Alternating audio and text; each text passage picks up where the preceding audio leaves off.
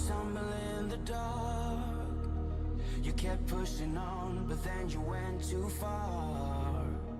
When your ship has sailed and all your dreams are lost, everything is wrong, you feel like it's your fault. Just remember, I will be there for you, baby. Remember, there's nothing out there to get you, don't forget it. When life throws lemons, just call on me. Just call on me. Just call on me.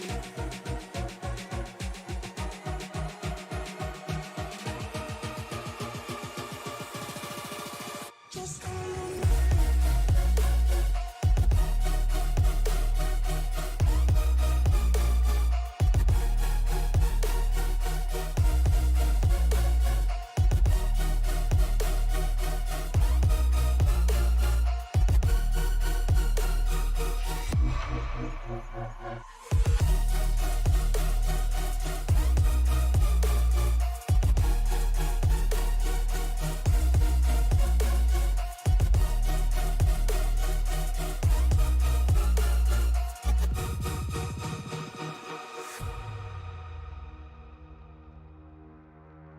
You're stronger now than you ever been.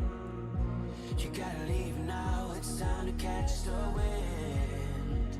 You will climb up high and look through the clouds, and when you're feeling low, I know you'll bounce back. Oh, and just remember, I will be there for you, baby. Remember, there's nothing out there to get you, don't forget it. When life throws lemons, just call on me. Just call on me. Just call on me.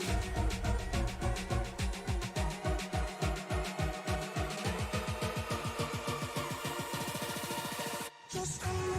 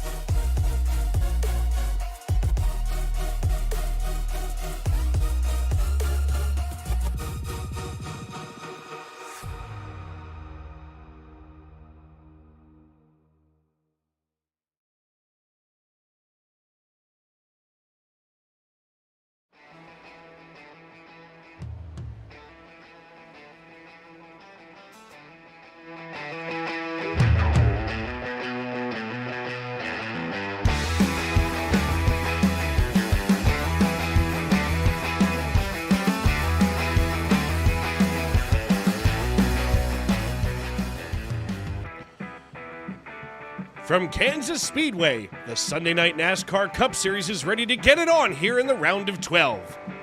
Good evening, everyone, and welcome to the Tony Trapasso Memorial Broadcast Booth, where Alan Bergen and myself, Dave Regal, the voice of all things Sunday Night NASCAR, are ready to bring you all of the action here as we open the round of 12 in America's heartland. Who's going to take it home tonight? We're not sure yet, but every turn and every pass that's made tonight is going to have playoff implications, because here we are deep into the season, and we're getting ready to make the run for Phoenix. I'm Dave Regal alongside Alan Bergen here in the Tony Trapasso Memorial Broadcast Booth, and we'll be with you every step of the way, from the green flag to the checkered flag, right here on Sim Racing Media. And folks, I want to welcome everybody in tonight. We want to thank you for welcoming us into your homes, onto your phones, wherever you may be and however you may be listening. Alan, here we are once again. It seems like you and I are working more together than anybody else. We're like ketchup and mustard.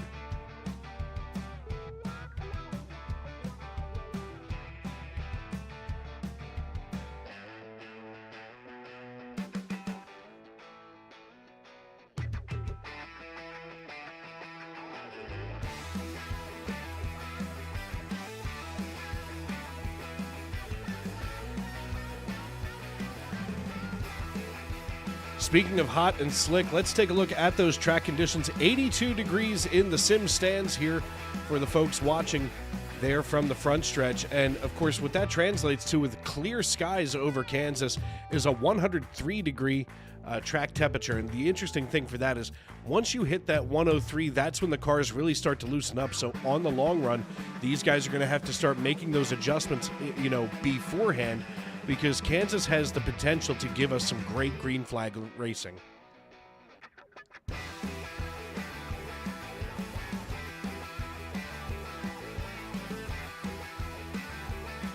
Definitely in Kansas, Toto, that's for sure, as we get ready to roll here. And for some reason, there it goes. It disappeared from the right corner of the screen. Starting to see some of those qualifying times come in, but before we take a look at those, let's take a peek here as we dump that and we go over here to the Cup Series playoff graphic. Check this out. The modern-day Silver Fox, Neil Pearson, he's leading us now 42 points above the cut line. He's followed by Sean Rogers.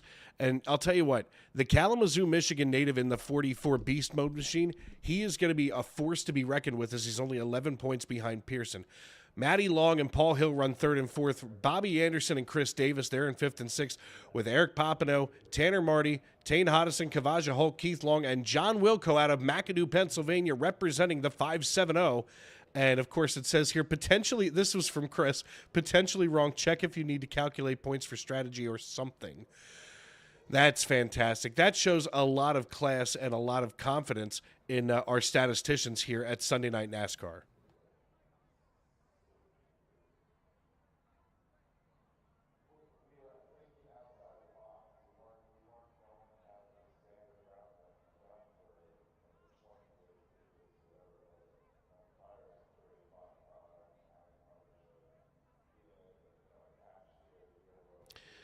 I don't think I've ever heard anybody say wonderful and St. Louis, Missouri in the same words. Ever. Quite frankly, you make piss beer, but that's just me. Want to thank everybody for tuning in tonight. Let's see if we can get a hold of some of our points leaders as we get this graphic out of here. And I asked it to get out of here. There we go. As that's going to fade to... Nope, that's not going to work either. There we go. Let's see if we can get a hold of the modern-day Silver Fox. Where is he? Here in the Dirty South Racing Stable. Hey, Neil, it's Dave and Allen up in the broadcast booth. You got a copy? Buddy, listen, you're coming in tonight leading the points, but right now you're listed as starting the inside of row 2. What's going to be your strategy tonight? Track temperature is pretty hot here during qualifying.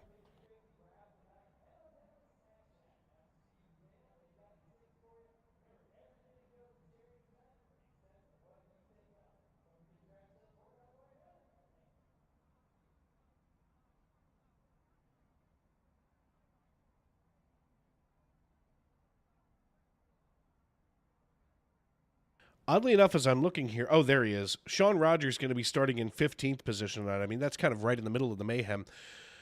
I mean, when you see some of your competitors, especially, Rogers coming up behind you, he's hungry for points. He's only 11 back. What do you do as far as trying to be, defensive, so to speak, with him around?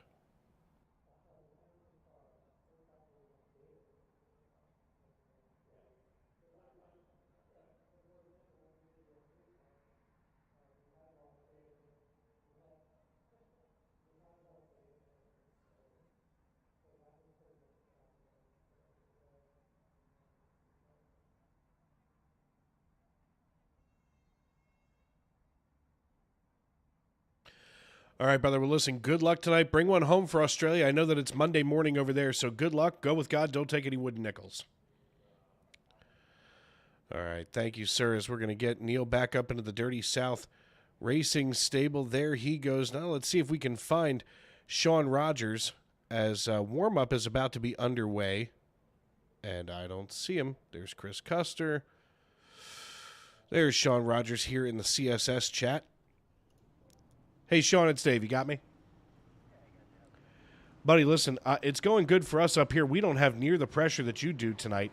But take us through, a little bit of your strategy because it looks like it's going to be a long night for you.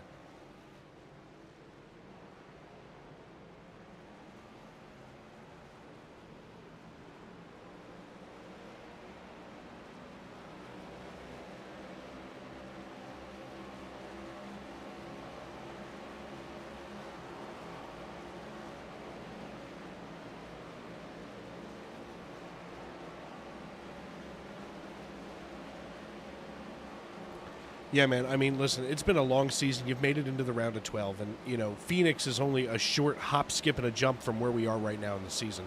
I mean, tip of the cap to you for keeping it clean all year because, I mean, I've never seen you overdrive. I've never seen you, get into a situation that you shouldn't be in. Sometimes maybe wrong place at the wrong time, but, man, I mean, tip of the cap to you for keeping it the way you do.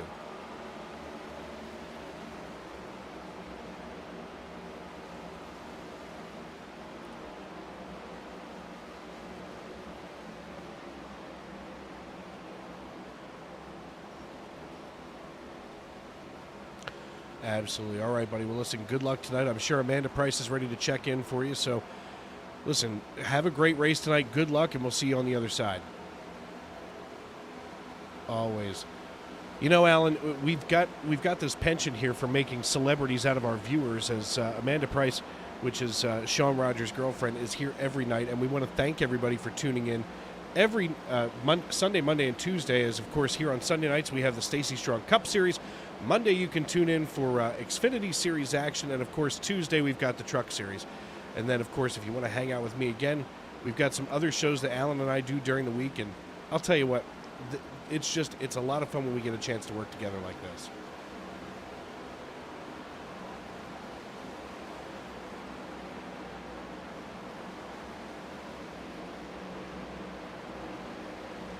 Can't wait to see the dirt racing. There she is. There's Amanda Price checking in.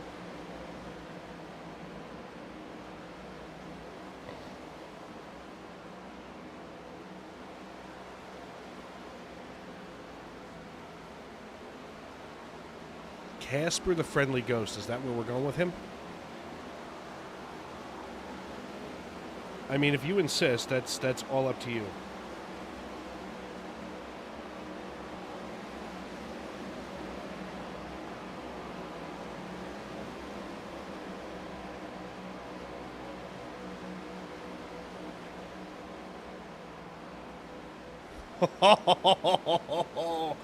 Yeah, I don't think Amanda's missed a race this season, and she doesn't even have to be here. You know what? I'm going to text that to Mettler later and just let him know that that's how we feel. Jerk face.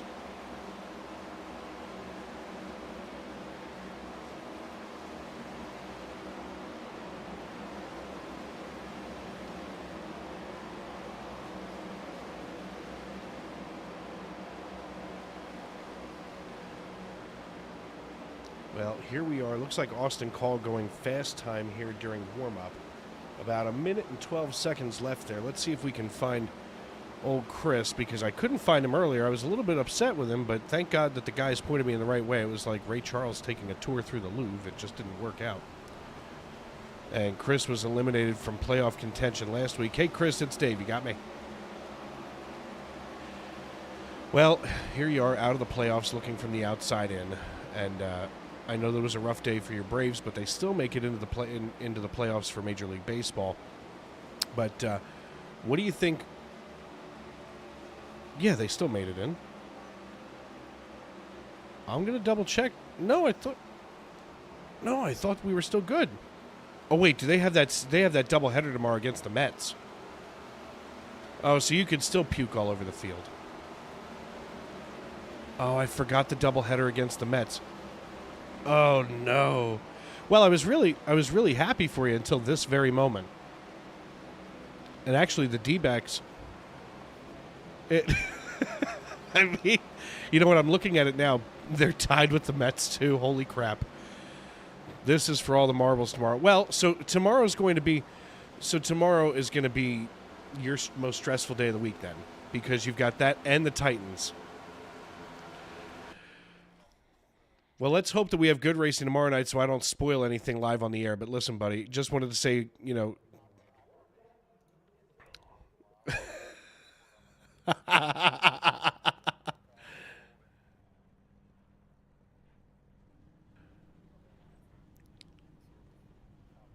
fair enough. All right, my friend. Well, listen, I'm going to send you back on up there because we've got to get the starting lineup. Here we go for Kansas.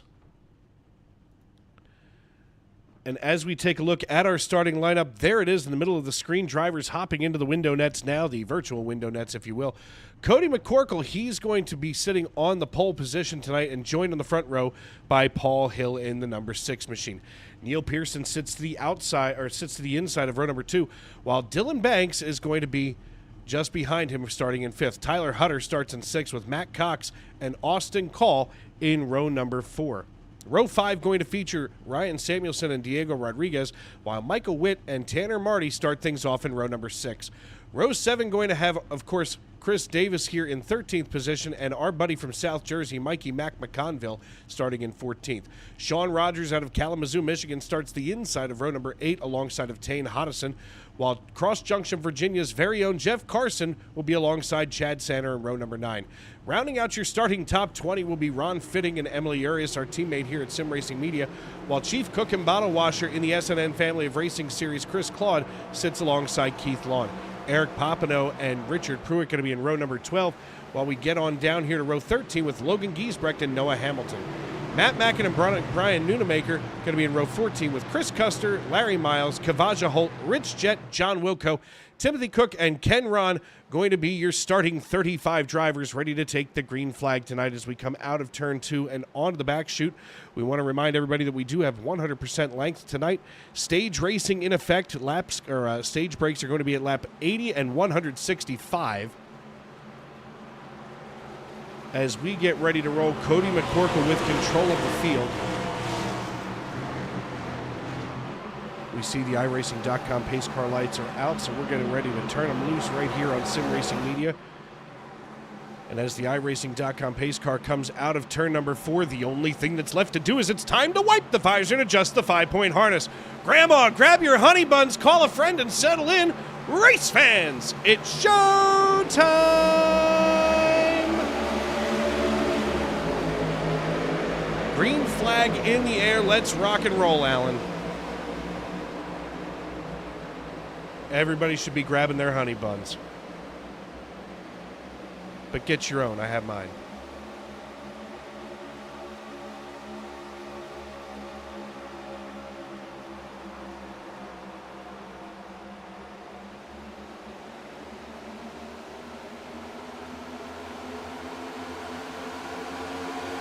Folks, I just realized that nobody can hear Alan talking.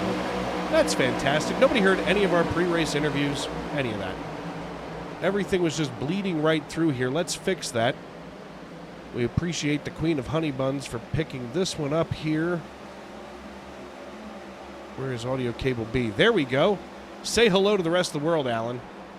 Hi, rest of the world, as Paul Hill, the Candyman, running second to Paul Hill, Bobby Anderson, in the Dentster number 6 as we go working lap number 3.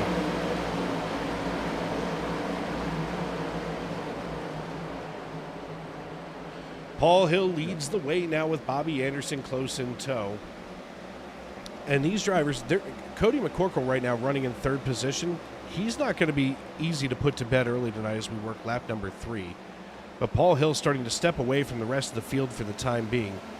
And in fact, one of the things I'm going to have to do in just a few moments here is make sure that I clear up our playoff drivers while we drop down our timing tower, because things are going to be changing tonight.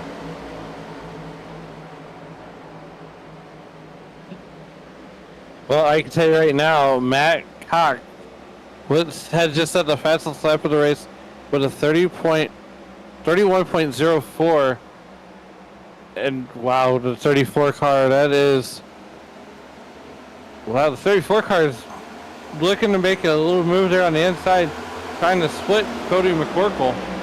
That's Diego Rodriguez, our friend from the Outsiders on the Racers Elite Family Racing, and Mike McConville from Cape May, New Jersey is going all the way up to the wall. He's going to take that Dale Jr. line down the back straightaway.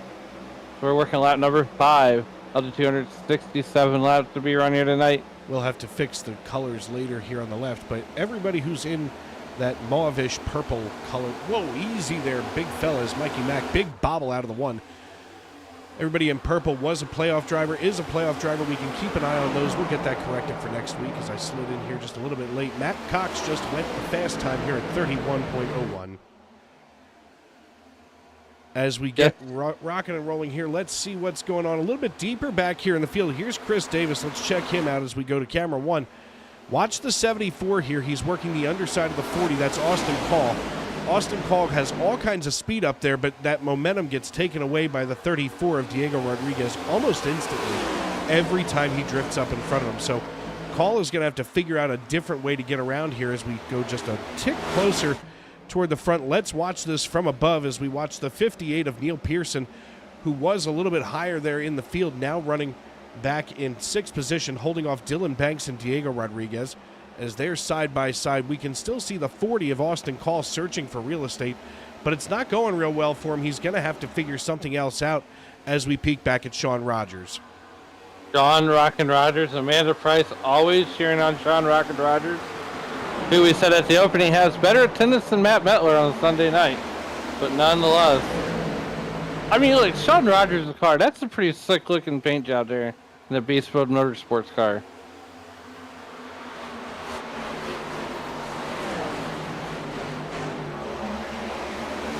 But Sean Rogers is just one of those drivers that does what Sean Rogers does. He's patient, he races the racetrack, and he saves. And he's always there at the end as, well, we got another little battle going on. We got battles all over the racetrack. You take a look here at Ryan Samuelson in the 81 machine. Of course, he still thinks he's my sister's favorite driver. After all of these weeks, you'd think he'd get the hint that my sister doesn't like dudes, but here he is killing it. As we work lap number 9 of 267. Paul Hill right now, your highest running playoff driver. Bobby Anderson, Neil Pearson, and Chris Davis all following him. As I'm going to try to correct that once again here and see if I can get some of these non-playoff drivers out. And I realize that sounds really callous, but we got to make sure we're accurate. Oh, yeah, definitely is. We're still watching Ryan Samuelson. I mean, he could be my sister's favorite driver. I mean... Does your sister have a favorite driver that's not you? Well, she did once tell Jamie McMurray that you stuck at a Walmart. Oh, good God. Go figure. She didn't know it was him.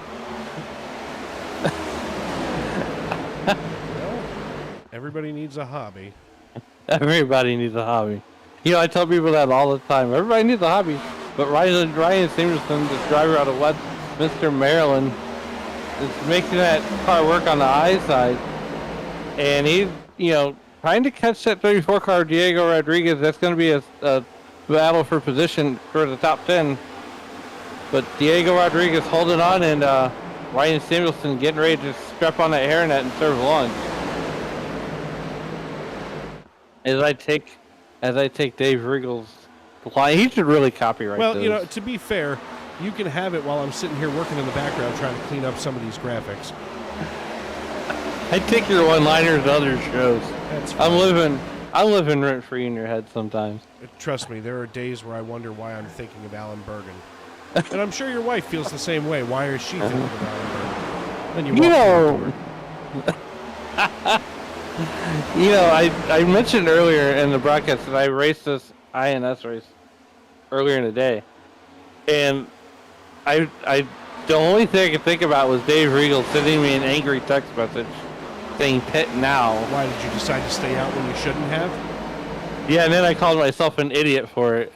Well, then you missed. What you really did was you missed an opportunity there. There we go. Now we've cleaned up those graphics. You missed an opportunity. If you think that I would yell at you, then that's the time that you need to get down there and off the track. So I'm sitting there riding around under caution, waiting for the angry text to come through. But enough. We'll have more of that on Thursday as we go next gen racing with the Racers Elite Series. Hey, your favorite track of all time? You're going to Talladega. Mm-hmm. Are we going to Talladega? We're going to Talladega in that series. On Thursday. All right, I'm there. I do like me some Talladega, some plate racing, but I'll tell you what, Kansas so far tonight has been fantastic. If we watch some of these drivers, this is not near the disaster that we had for 3 nights in a row last week at Bristol. Everybody's really giving themselves a lot of room as the 81 just gives a bit of a bobble in front of the 44. Obviously, some of that air as we go 3 wide. Watch the bottom. There's Dylan Banks trying to make the 82 of Cody McCorkle the meat in this sandwich. Bad things can only happen if they don't spread out here and get away from one another. And there goes Samuelson now slicing and dicing his way up along the 74 of Chris Davis here on lap number 16, working our way toward lap number 8. Yeah, here we go. That's that 74 car, Chris Davis.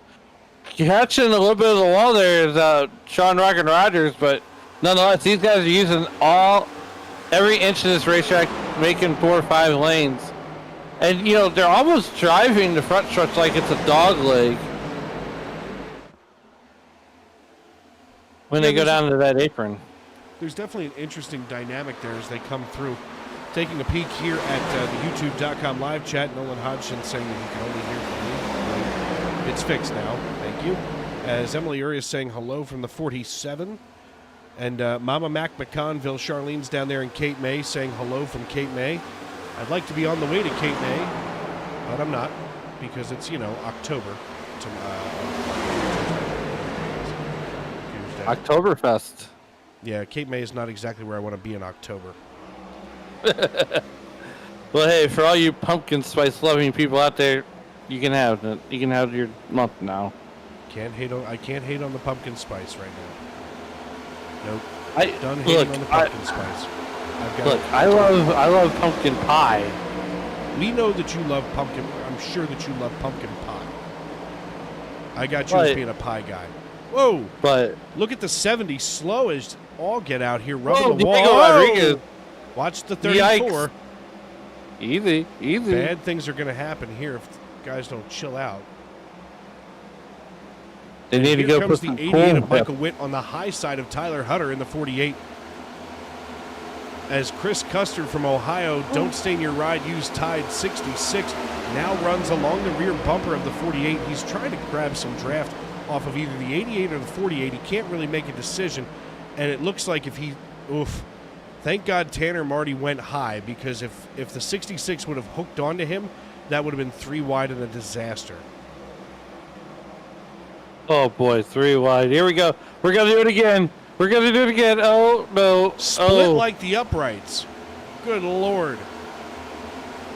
He's got better accuracy than the. For you Eagles fans out there, the uprights are those yellow things in the back. Whoa! Contact! There we go. Oh boy. How did he save that? How in the God's name did he save that? We are going to watch that again. Oh my goodness. That was a near disaster. Let's take a look at this again from high above the racetrack in the blimp. The 66 gets tight and washes up into the 88. Michael Witt holds on for dear life, scrapes along the 3 of Ron Fitting, and everybody somehow manages to scurry to safety. Let's watch this from Fitting's perspective. Oof.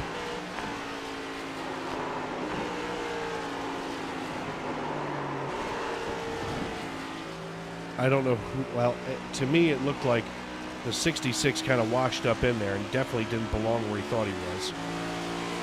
He definitely did wash up the racetrack. He definitely got tight. Certainly did stain the side ride. Well, back underway here in the 23. Paul Hill now, our race leader, as he's up 1 from where he had begun. Austin Call running in P2. He's battled his way up 6 positions. Right now, our biggest movers of the night are Chris Custer in the 66, who we just saw nearly destroy everybody. In fact, now he is the biggest mover. Kavaja Holt running in 11th position, doing the same thing. I want to thank everybody for tuning in tonight, making us a part of your evening. Let's get those views up. I know it's football season and we wind up competing, but I usually feel very insignificant if we don't hit those triple digits.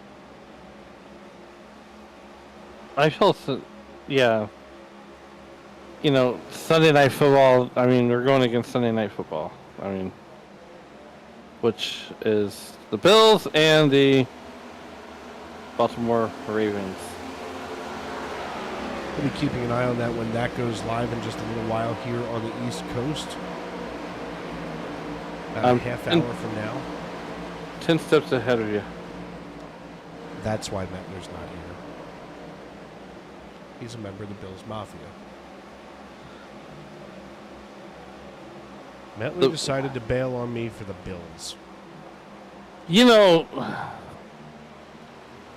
25 laps in the books. Whoa! Watch the 40. Good God.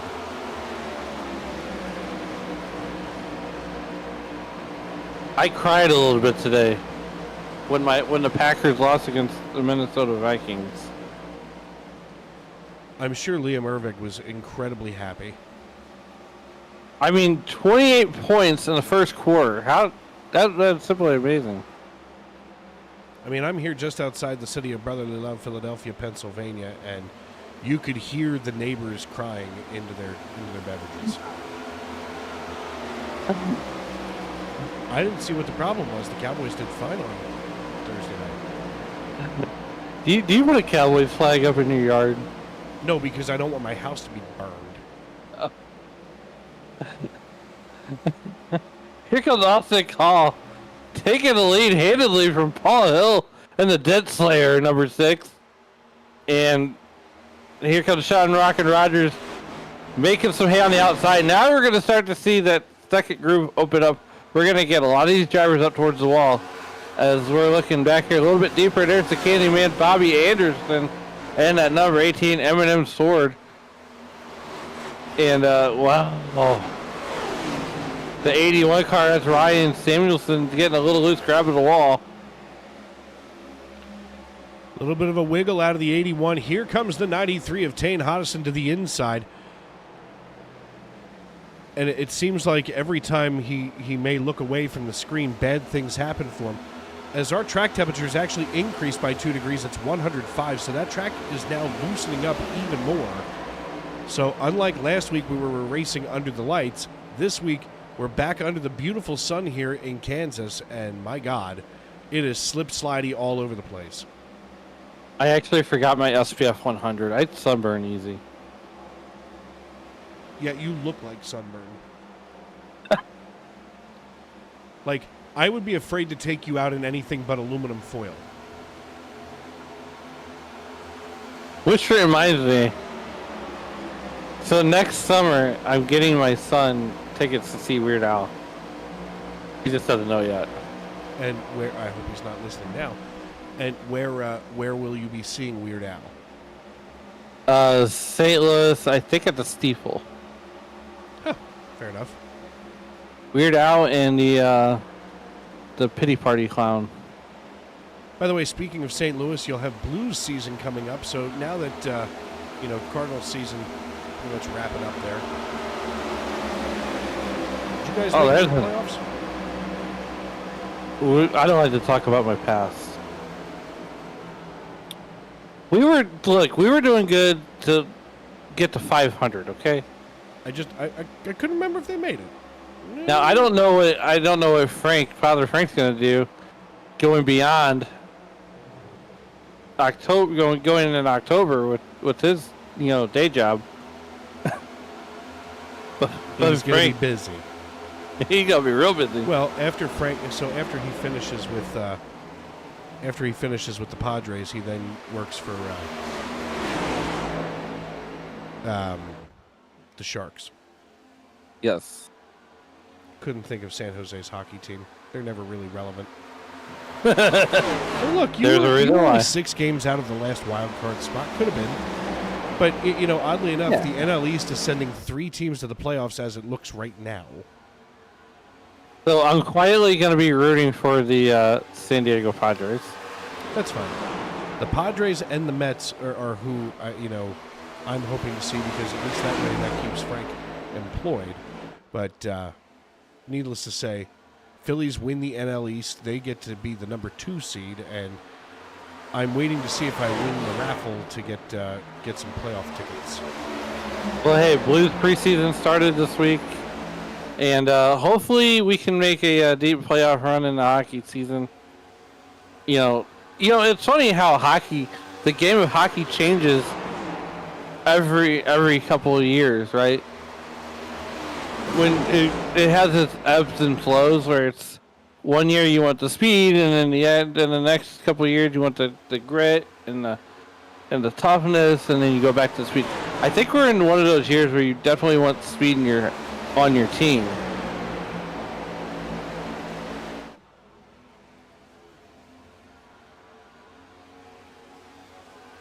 But nonetheless, one driver looking for a whole lot of speed, and that's Sean Rockin' Rogers in that number 44 car. As he is riding on the wall, not wall riding, but he's up there in what we would call a cushion. Well, there's definitely some cushion for that pushing up there on the high side. He's got plenty of speed and momentum up there. By the way, Phillies game 2 at home. Cheapest tickets right now on StubHub are $299 each in section 310. But you know what? I like 310. That's not a bad area up there. I prefer 317. You like watching baseball with Jesus, don't you? No, I just like to be able to see the entire field. Ooh, 318 row 1, $415 each. Oh, man. Huh. Well, I tell you what, in other football news, the Chiefs had beat the Chargers barely, as Patrick Mahomes and Travis Kelce Chandler to enter Taylor Swift. Oh, yeah? Did you like what I did there? I see what you did there. Yeah. Yeah, I don't think NLDS game 2 is going to happen. By the way, the ballpark's sold out. Oh, no. I mean, it's sold out by the regular ticket office. $397 for 318. That's not bad either. Is there an option to just? I could just go stand. Or you could watch it on television and have the best seat in the house. No. I don't want to. So here in St. Louis, we have Ballpark Village. Yeah, it's a nice little area. I've seen it on TV. Like, You can so keep if you the rest can't of your get to, crappy team. so if you can get to a playoff game, right? I'm sure the Phillies have like a Ballpark Village type thing. We have a bar across the street because that's what real people do. I mean, if you couldn't get a playoff ticket, would you be at the bar? No, I'd be watching from home. No, you know what? No. That'd be fun. We have Xfinity Live. It's right across the street. Fantastic venue. We have Valley Sports Live, so. Yeah, Bally. Great. They go from fitness to gambling. Let's take a look here at the race right now as Keith Long looks to the inside now of Tanner Marty. Tanner Marty just wiggles out of the way. There's got to be something going on right now. Track temperature still 105 degrees. There's got to be something going on with grip because I'm seeing everybody have about the same problems as we work lap number 40. We're halfway through stage number 1 here. Dave Regal and Alan Bergen with you in the Tony Trapasso Memorial Broadcast booth just outside the city of Brotherly Love, Philadelphia, Pennsylvania. As Sean Rockin' Rogers looks to the inside now of Austin Call, and Call has to cede away the position as we are now 40 green flag laps in the books. I mean, that's simply amazing. We would go from what? At 20 laps last week, we had probably 6-7 cautions. And now we're racing hard, racing clean. Everybody knows the track conditions. As we, there's a lot of playoff implications, and I think these drivers definitely know that. Well, here's the thing: as we're about to see Paul Hill come down pit road, here's the thing.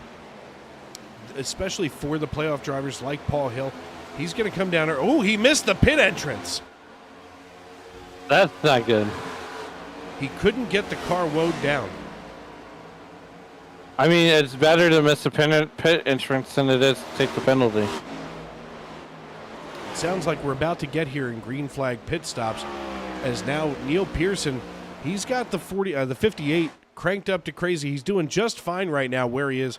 At this point, this may be a fuel mileage game for him to see how long he can stay out.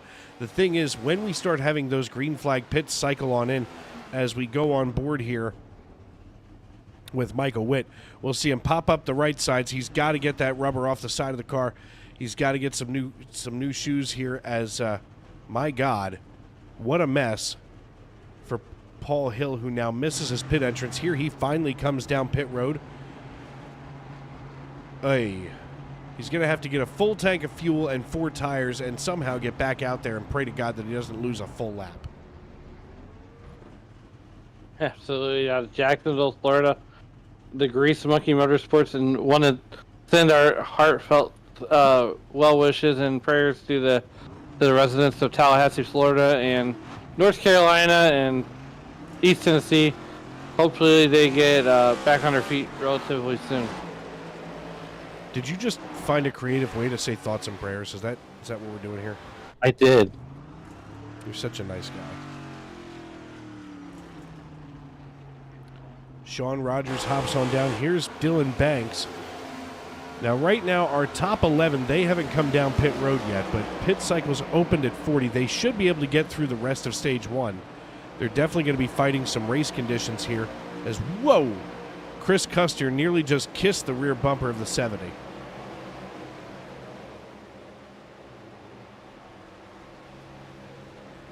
Wow. That well, was Dylan dangerous. Banks is up there in the front, leading this piece here as we're rolling through pit stops. We're about knee deep in pit stops right now. Checking out news in the football world, Denver has beat New York Jets and Aaron Rodgers. It's not hard to beat the Jets. Heather Hockreeve, she's cheering on the 34 of Diego Rodriguez. Let's see where Diego is right now. You know, this is the only league that he doesn't have Hello Dave or Howdy Dave on the car. It is. Or Spirit Airline. Makes my heart hurt just a little. It's either that or bacon, but It's well, I mean, it's either that or he's rocking that Michigan Wolverine scheme. yeah, he can keep that. Right? I mean, when I was a kid, I used to like Penn State, but then I got over that real fast.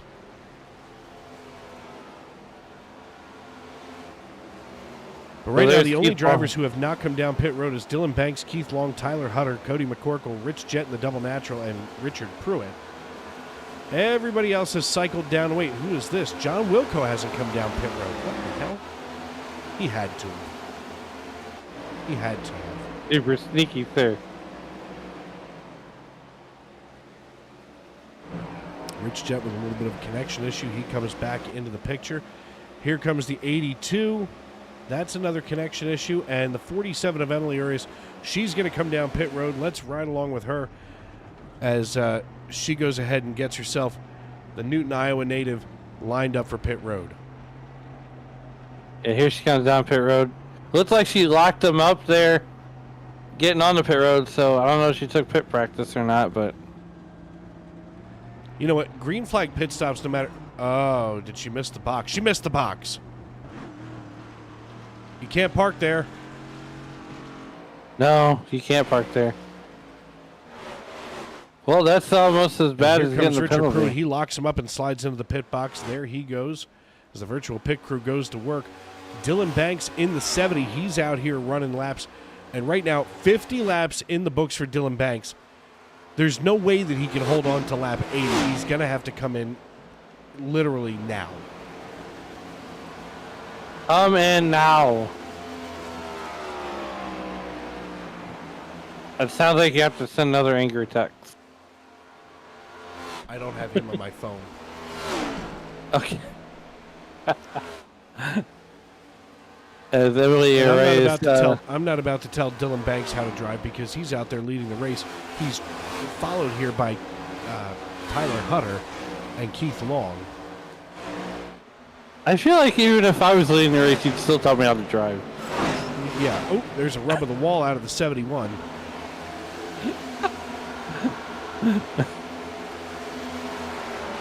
But that's okay because I would rather you tell me what to move because you're watching the broadcast. You can see more of the racetrack than I can. It's fairly accurate. Dylan Banks, now he comes on down, so obviously he heard me. It was time. He's going to ride down. Here comes Keith Long and Tyler Hutter. Green flag pit stops underway from Kansas Raceway. And Rich Jet now going to take over here at Kansas as our race leader. Yeah, when it cycles back, it should be Neil Pearson, Austin Carr, and Chris Davis, your top 3 once we get cycled through. Right now, working lap number 52, Rich Jet in that double natural. So we getting ready for the, well, we're 29 laps from the stage.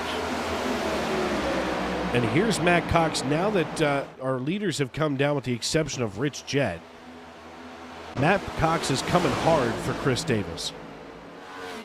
What are you laughing at? My mind, the cutter. Why? Because I said Cox is coming hard? You don't want him to come gently. You got to be up here and drive.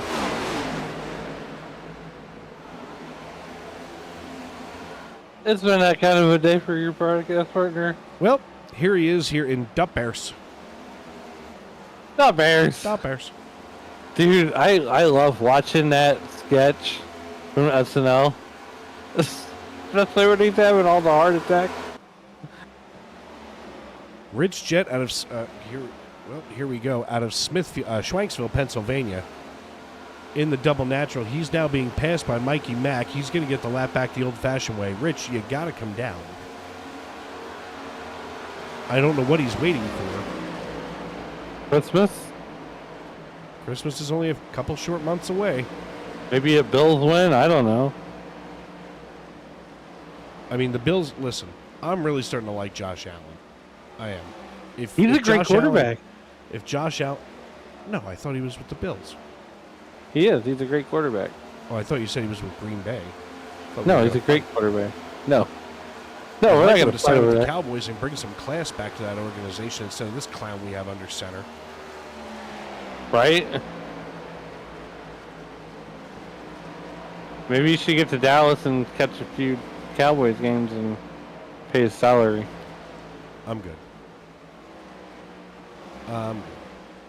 Look. Nonetheless, Rich Jet still hasn't come down pit road for reasons unknown.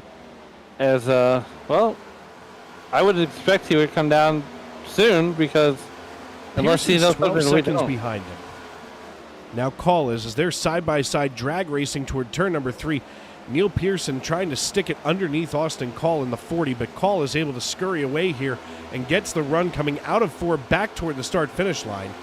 We're way past halfway now in stage number 1. And it looks like, if I'm reading this right, Rich Jet and John Wilco are the only 2 drivers that haven't come down pit road.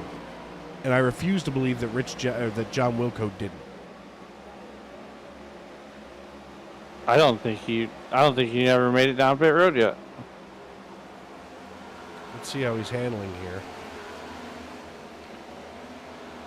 No, he's able to hold it off the wall. I think that's a timing and scoring error. I think you're right. I wouldn't have it any other way. Neil Pearson here running in 3rd position, trying to catch back up with Austin Call, is now going to be challenged on the high side by Mac. Wow. Watch the 32 of Matt Cox, who gives a little bit of a love tap here to the 40. And now all of a sudden, whoa. Something bad is going to happen here if they keep this up. Well, I mean, if that keeps happening it up, Matt Cox is going to have more hits than the than actual football Bears did today. Easy there, killer. Don't trip yourself up.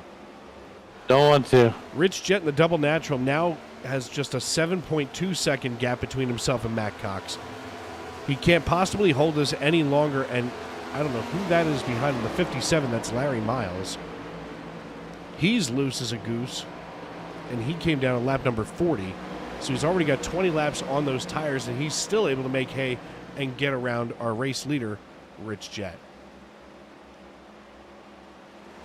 Yeah, here we go. That's that number 57 car of Larry Miles. He's going to go another lap down to Rich Jet, and, you know, we got a little over 21 laps to go up to the stage. And it looks like he was going to think about coming down pit road and he misses the pit box or the pit entrance. That's going to be costly as now that's going to open the door here for Cox to get within 2 seconds of him. And now Cox is down to 1.5. Watch this as we go down here to the battle box in the lower right-hand corner of your screen. Where's the battle box? There it is. And you can watch that time just literally melting away like a snow cone in Phoenix. I wouldn't have a snow cone in Phoenix. You'd have to eat that thing ridiculously fast. There we go. Attempt number 2. And you got the cone. He's going to get black flagged.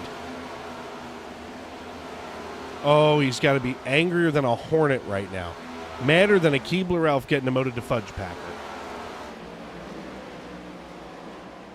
Well, that's going to wreck Rich Jet's race at least until we go back under caution, or until we go under caution for the end of stage number 1. Matt Cox takes over the race lead. He's followed by Neil Pearson, Austin Call, Sean Rogers, and Paul Hill. We're going to step aside and pay some bills here on Sim Racing Media. I'm Dave Regal.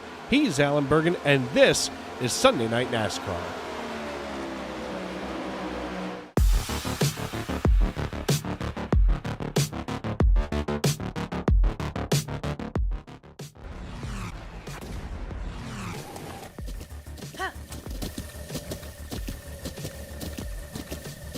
With the Butt Kicker Gamer 2, what you see and what you hear is what you feel.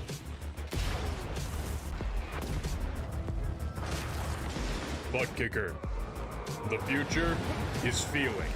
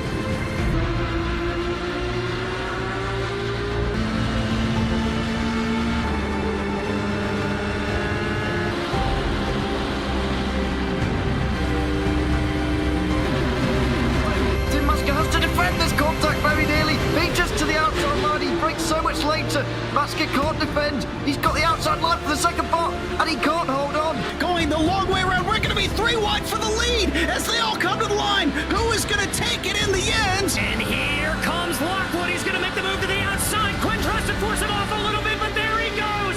It's going to be side by side through turn 1. Will he be able to cover him off? He does. Weaving back to the left-hand side. Reynolds is trying everything. The kitchen sink is being thrown at it. They're leaning on each other. Coming into turn number 3. It's going to be a drag race through 3 and 4. Coming back to the line. Here comes Trish on the bottom. Richard's going to hold the inside. Tries to be the late breaker here. They're going to be side by side through the final chicane. They bang doors, but keep it clean. As they're still 4 wide on the run down into the back straightaway. Demerit's looking for a line as well. What is going on in Michigan? Novak into the fence. They're still beating and banging. Oh and to the line. He is much faster coming through there. Is there damage on Challenger? Abramitis is ahead. There's going to be a race to the line. Who is going to get it?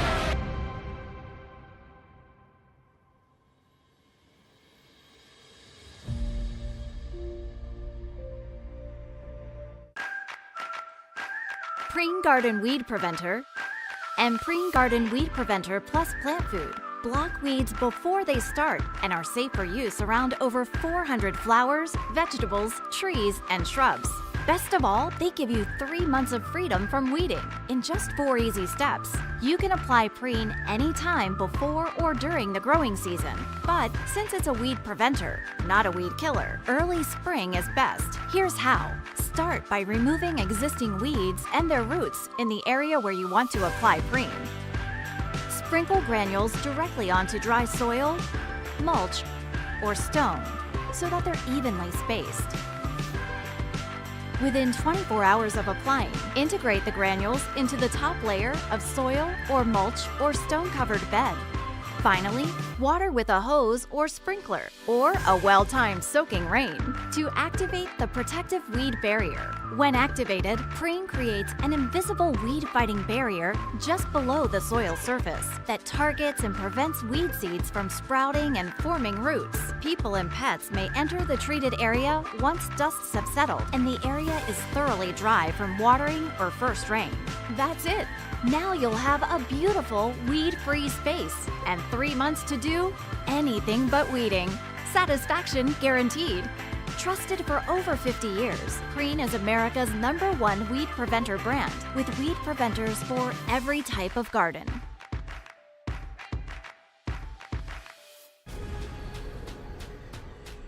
The most realistic online racing sim ever made. This is iRacing. Detailed laser scan tracks, fully dynamic, real world cars, and over 50 series to choose from. 6 online world championships offering over $400,000 in annual prizes. This is the original esport racing game. This is iRacing.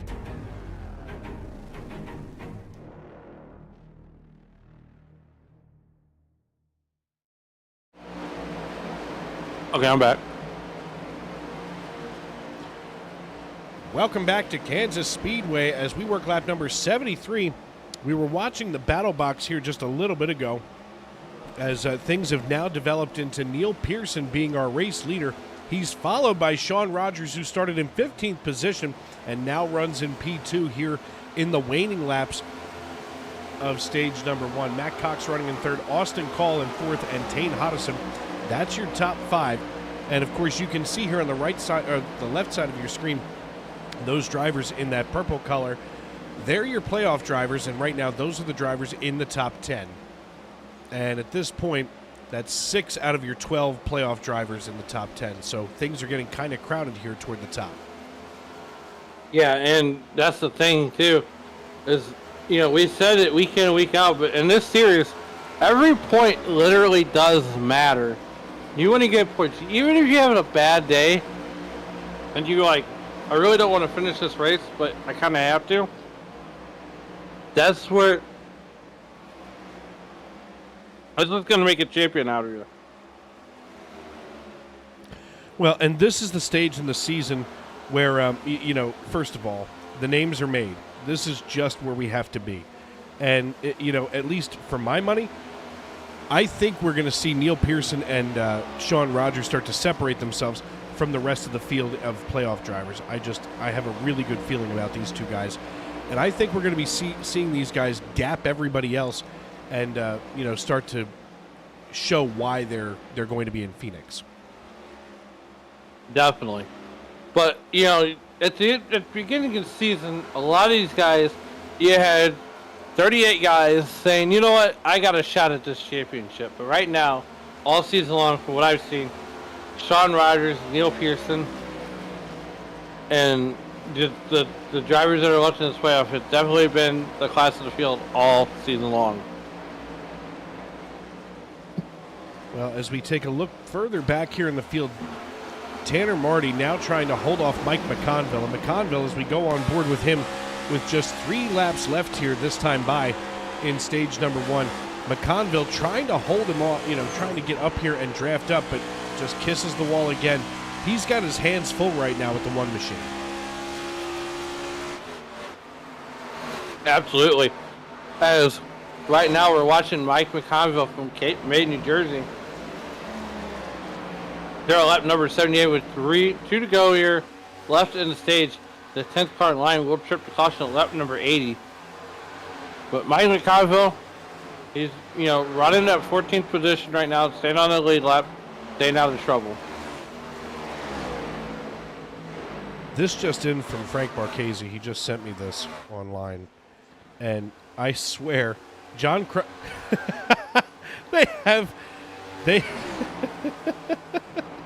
They have footage of John Kruk scaring kids at Nationals Park today. I could see that. Love it. Love every minute of it. You know, it's one of the worst parts about baseball season for me when we start to lose the local broadcasters going into the playoffs. Of course, now we have to have nonpartisan broadcasters like we're supposed to be here on Sunday nights. But all of you at home know who I'm always pulling for as we see Amanda Price, Nolan Hodgson, Emily Arias, Charlene McConville, and Heather Hochgrieve all checking in tonight. Neil Pearson here on lap number 80. This is the final lap of stage number 1. We've gotten through this one without cautions for cause as we see Neil Pearson rolling out of turn number 4, making his way back toward the front of the racetrack here. He passes the pit entrance, the Geico restart zone, crosses the start-finish line, and Neil Pearson will win stage number 1. We now have to wait for our 10th place driver, that's Diego Rodriguez, to cross the line. And that, getting loose here, will signal the end of stage number 1. Let's take a look at our top 10 who are going to be awarded those stage points. Neil Pearson, he leads the way. He's going to get 10 points, 9 points to Sean Rogers, 8 to Matt Cox. Tane Hodison finishes 4th. 5th goes to Austin Call, Paul Hill, Bobby Anderson, Dylan Banks, Chris Davis, and Diego Rodriguez. Those are your 10 drivers being awarded points here at the end of stage number 1. Yeah, congratulations to those 10 drivers earning those playoff points, those valuable playoff points. You know, and here's the thing I love about the stage racing and stuff is it puts a sense of urgency, and these drivers are not laying back. They're not just spread out. They're right there at the end of the stage. But nonetheless, once again, congratulations to Paul or to Neil Pearson. Wow. So, winning stage 1. That's going to trigger the next round of pit stops here, as this is our only caution of the evening, so everybody's going to be coming down now that they can line themselves up, and that's also going to put everybody back on the same pit cycle, as I do see several drivers deciding they didn't want to stay down. Chad Sanner coming down. Looks like these are mostly, and I'm just taking a wild guess, lapped cars that have not been invited down pit road yet. Your hunch is correct. What are you eating? I can hear you. Beef stew. Oh, great. I'm sure your wife is thrilled. Wait, did she? Is it Dinty Moore, or did she make it? She made it. Huh. We don't do Dinty Moore in my house. We do crock pot. Oh, see, now I have chili in the crock pot from today. Okay, so here, look, I gotta know. Here we go.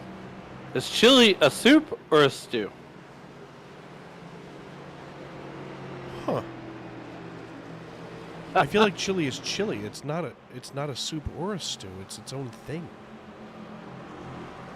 Right? I mean, it's like, is a hot dog a sandwich? A hot dog is a hot dog. Right. Now, so me, I am of the sorts that will take the hot dog, put it on a bun, and lap a whole bowl of chili over the top of it with cheese and onions.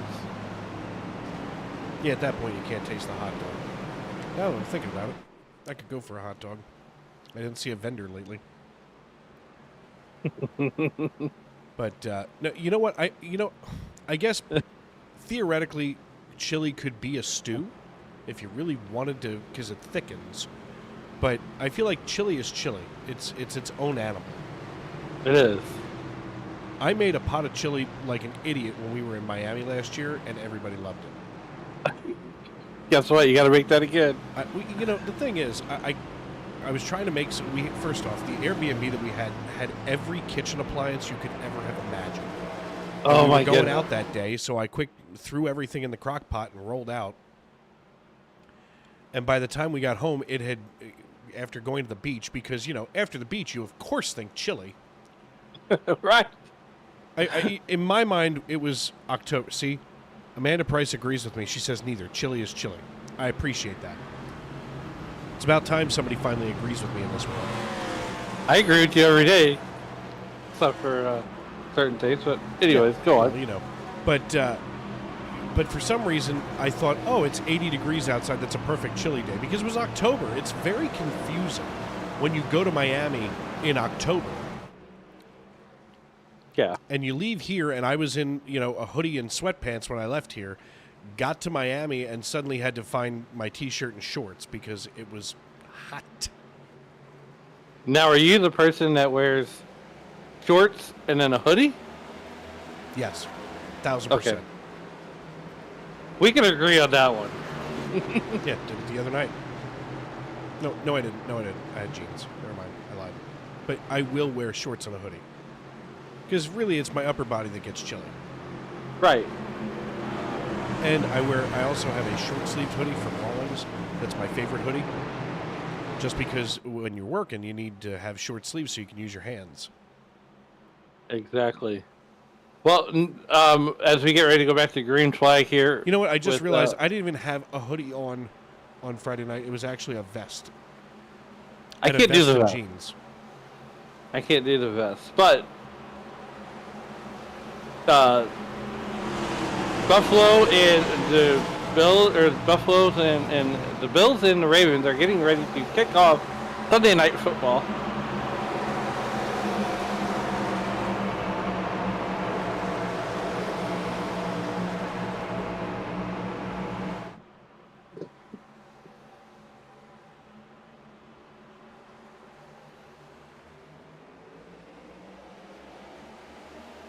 And here we go, green flag in the air, stage 2 underway, as we're going to go about 80 more laps to the end of stage number 2. Neil Pearson gets a jump over Austin Call and Sean Rogers. Watch Paul Hill here on the high side. He's going to be trying to give it all he's got right behind Sean Rogers as we work our way down the back chute. Looks like Sean Rogers already has a little wrinkle-dinkle there in the back of the 44 Chevrolet Camaro as he is apparently trying to represent the Bills Mafia. Good Lord. Oh. You know, here's my thing about the Buffalo Bills, right? I feel like they really came together as a team at the end of last season and were really a threat to make a run at the playoffs. It's fairly accurate. As all of a sudden we look, here comes the 40 on the low side. They nearly go 3 wide. Paul Hill's starting to melt. Not sure where he's going, but now whoa. He's got to pick a lane. Paul Hill is going to cause something as now he goes 3 wide. He's got the 18 below, the 58 over top, and now forms a train underneath Neil Pearson, and they just truck themselves right on by the 58 of Neil Pearson. As we are working lap number 88, the Bills and Ravens game is underway with the kickoff.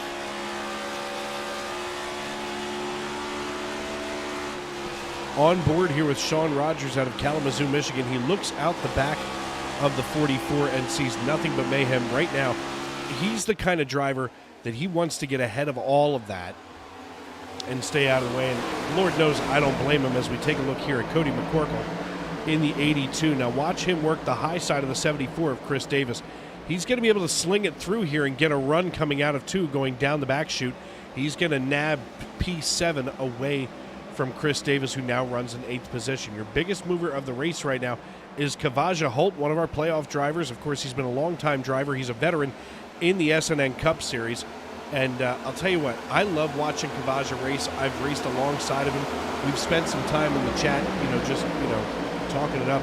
And he's one of these guys that I silently am hoping to do well every week as he's worked his way into the playoffs yet again in the SRM Cup Series. Yeah, they're, to piggyback off your point, one, he's always got a sharp-looking car, Kavaja Holt, and, he's always one of those drivers who's, just quietly there. You might see him there at the end. If he has a great night, he's going to have a great night. Whoa! Okay, that's not what we wanted. 24 car goes around, and that's Richard Pruitt. But we stay green. I'm looking for the 24. He just slid out of my screen. Let's go back to the replay here, because I'll tell you what, this begs another watch as we slide through. It looks like he was just low enough, and here he is. He gets he tags the 33 and gets himself spun around. And as he faces back forward, he hits the racing surface, so we stay green flag racing. I don't know how we did not lose that. Any other league that would have been spun out. Well, these drivers in this league, to me, are some of the best that we see on the iRacing.com servers. As we watch Chris Davis in the 74 start to creep around Bobby Anderson in the M&M machine, we look out the rear of Bobby Anderson, and we can start to see Davis drawing in, but he's not drawing close enough. And we go back here to Diego Rodriguez, who's even closer. He's starting to creep in, or being crept in, to the 93 of Tane Hodison. And here's Hodison looking to the inside. Oy. Hodison suddenly thought that he had, Rodriguez suddenly thinks that he's got a tank full of gas and a foot heavier than, he makes contact. A foot heavier than lead. Good Lord. I tell you what, Dave, if this whole broadcasting thing doesn't work out, you should be the guy that writes all the little goofy messages on the sign, on the message boards on the highway.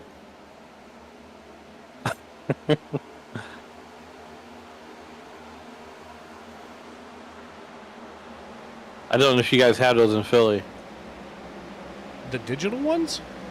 Yeah, where it tells you if there's an accident, you write the little message on the board. Oh, yeah.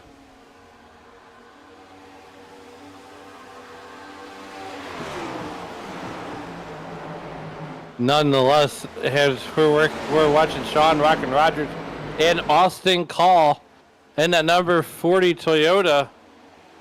Aflac is what he needs, and Aflac is what some of these drivers are going to need to hit the wall and spin out. But nonetheless, Sean Rockin' Rogers, a playoff driver, Austin Call, didn't run the full series, but we're glad he's here. True story is Austin Call is about to be under assault now from Sean Rogers as he just slid on past. Well, I hope someone passed the pepper. I'm looking to see when he got past him. That seemed to have happened and not registered with timing and scoring. But here's Keith Long on the high side, and he's up here just creeping around. He's kind of like a brown recluse spider in the top corner of a bedroom.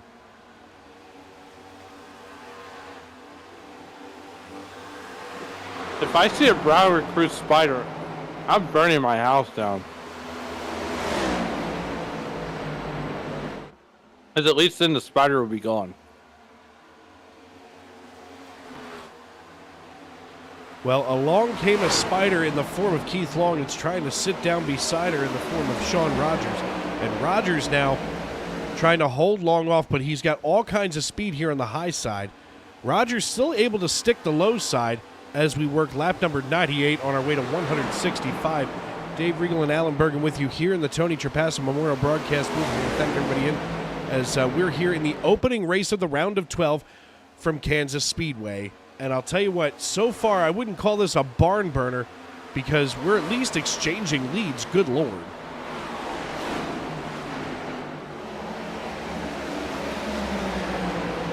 Breaking news from the garage area, Matt Metler is on his mobile hotspot.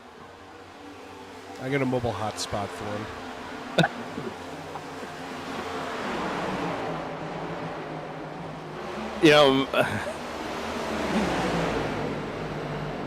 Once again, as we're 3 wide, he's coming down the back straightaway. That's Tyler Hunter in that 48 car. Channeling enter Jimmy Johnson to go 3 wide and put that car in a position that he normally would not put the car in. I told my wife as we were watching the Chiefs and Chargers play earlier, I said if they don't start, making some moves pretty soon, I'm gonna have to go and start playing some Taylor Swift. Don't you dare. Don't drink that Kool-Aid. Don't. Leave it alone.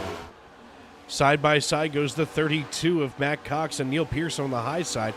Pearson must have made some kind of an adjustment that didn't work out well for him because he was up in the lead and has now faded all the way back into 8th position. Jeff Carson starting to creep in here as he's now made it into the top 10. The Cross Junction, Virginia native, running right now in 10th position. He's decided to put the Harley shield on the front of the car this week. I'll tell you what, he is a mad scientist when it comes to setups. This guy can twist that chassis in about a million different directions and make it work. I wish I was a mad scientist when it comes to setups. You just wish you were a scientist. Don't be mad. Yeah, that too. The 84 is going to come down early. That's Logan Giesbrecht. But so far, so good for Jeff Carson. This is one of his better performances. Of course, now that I said that, he's going to get taken out by somebody. Well, I mean, feel like at least I've jinxed him more than almost anybody in this league besides him and Kibaja. Oh, boy. Well, Logan Giesbrecht is down pit road in that number 84 car. And look at this mess here. Sean Rogers just squeezes past the 71. And we've got a three-way battle for the lead. Sean Rogers now running in third, Bobby Anderson in second, and they're both trying to chase down Austin Call. Austin Call normally races on Monday nights in the Sunday Cup League. And, you know, if you look up and down this lineup that we got here, there's 35 cars. These are top split drivers every single day, all day long. You could put these in any league. You put these guys in any league, and they're going to run well. Well, I've seen them run in multiple different leagues. Here's Tane Hodison working to the inside now of the 71 as he's going to be left in the dust as well. Pearson now has fought his way back up into 5th position. Paul Hill getting out of the way, but not for long, as now Pearson staying in his line. He's not coming off of there, and Hill's going to have to move out of the way as with a run, Neil Pearson hauls it into turn 1. Yeah, as we're watching this battle, breaking news out of the NFL front. If you're a Buffalo Bills fan, this game is not getting off to a great start for you. As the Baltimore Ravens just put it in for 6 points and getting ready to kick the extra field, the extra point. And it's good. It's good. It's good. Buffalo Bills trail the Baltimore Ravens 0-7. And Neil Pearson continues to trail Paul Hill in that number 6 car. By the way, buddy, just wanted to remind you that we are officially 23 days from Miami. Oh, wait, you're not going. But we all understand. We know. At this, look, I tried to talk her into it. Sam couldn't even talk her into it. And Sam could sell anything to anybody. I mean, Sam could probably sell a blanket to a person that lives in Arizona on a hot day.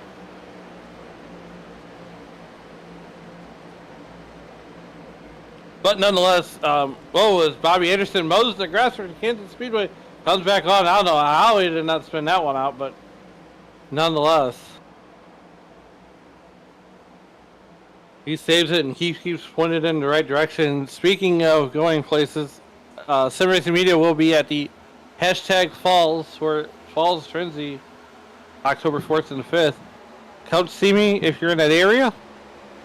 I'll be working behind the camera and shooting some great photos.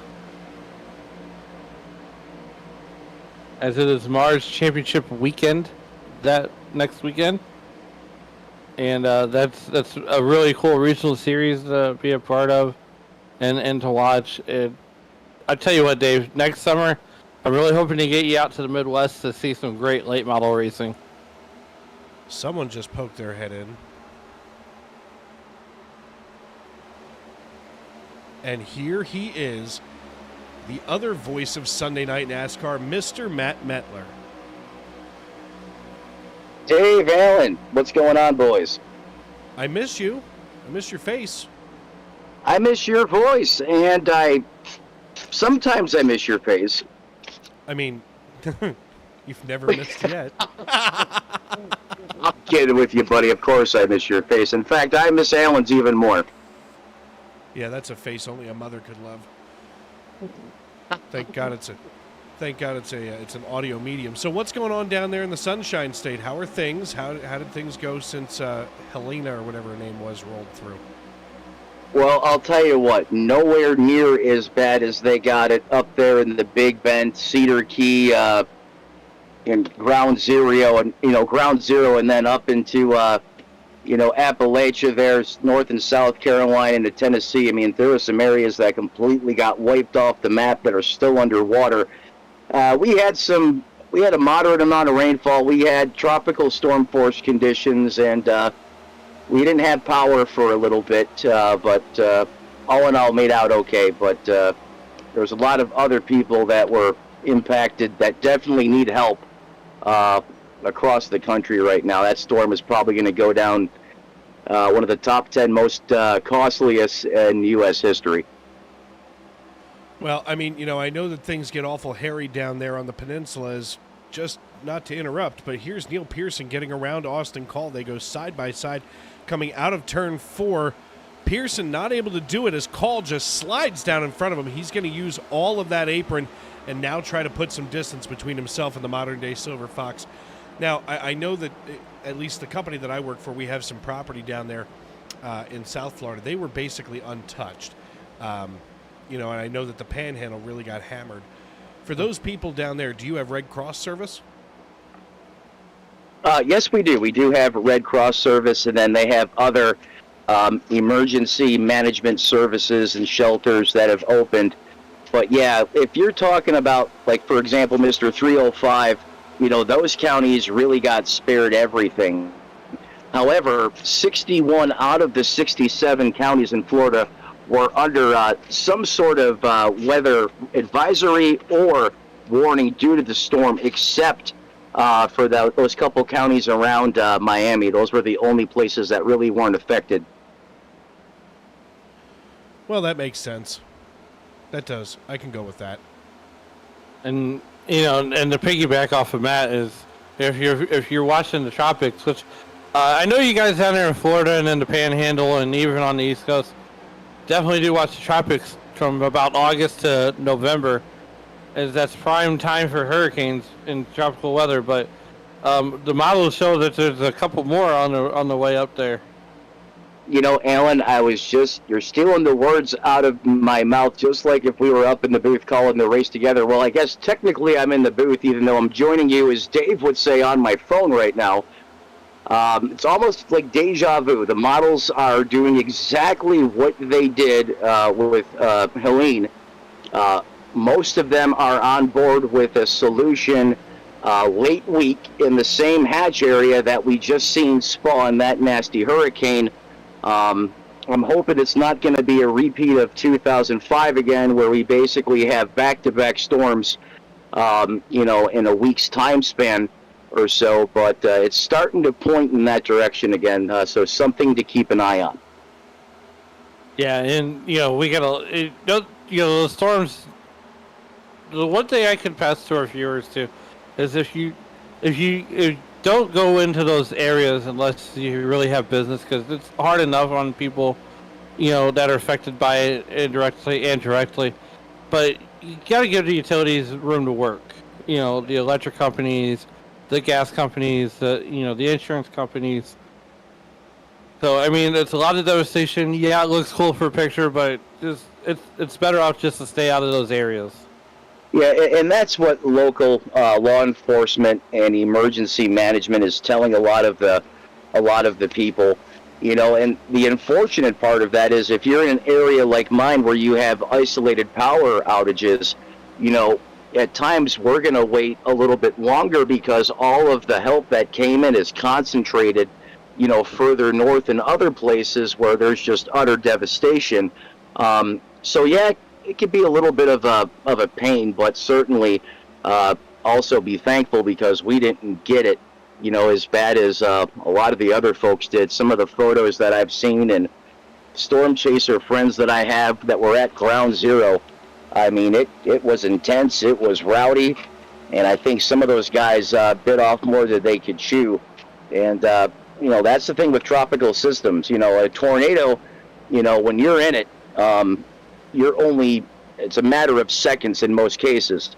a Category 4 hurricane, which is, relevant to a EF2, EF3 tornado. To put that into perspective, if you look at a hurricane like Irma, you had islands that were just getting absolutely raked for hours on end, and that's the bad side of a hurricane.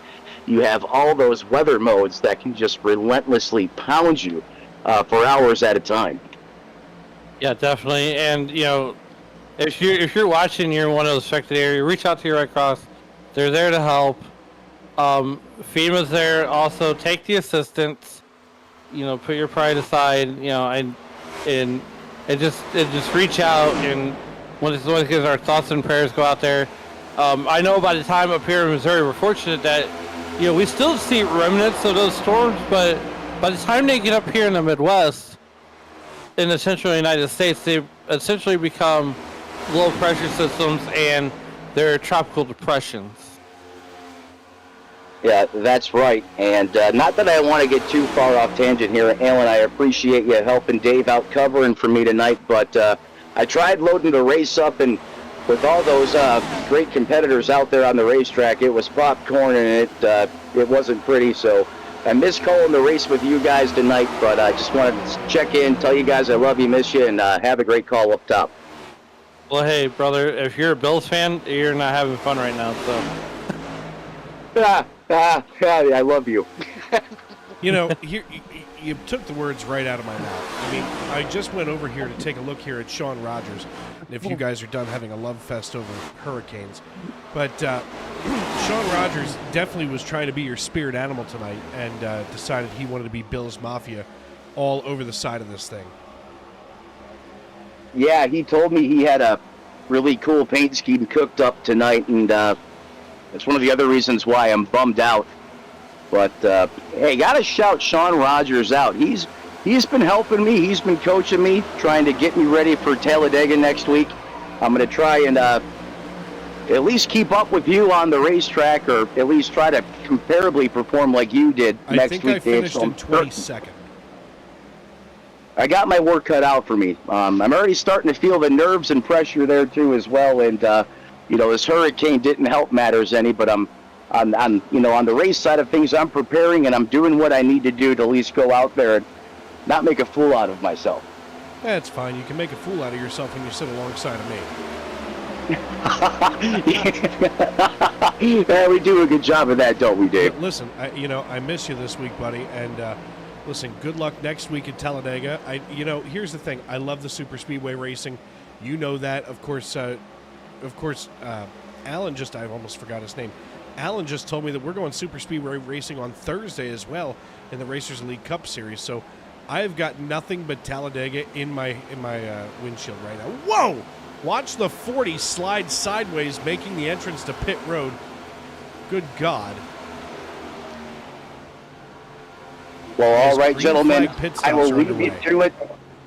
I'll leave you to it as pit stops are underway. Love you guys. Have a great rest of the race. And Sean Rogers, hey, better go get it done tonight, man. I'm not broadcasting, so I don't have to be biased.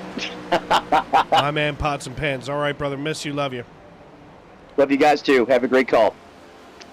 Well, Neil, Alan, while all that's going on, Neil Pearson just regained the lead. He came down on lap 82 during the stage break, and now green flag pit stops underway here as we're midway through stage number 2 as we work our way toward lap 165. And it's going to be an interesting race the rest of the way because we have had all but clean racing. And this is what I was talking about the last couple of weeks as we were plagued by cautions and mistakes out on the racetrack. All of a sudden, we hit this 1.5-mile oval, and these guys are back to form.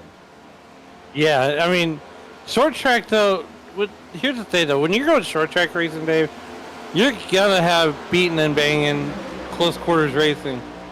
But I feel like a lot of times, it's good to get on those short tracks, but it's even better whenever race control can breathe that sigh of relief and take it easy for a night.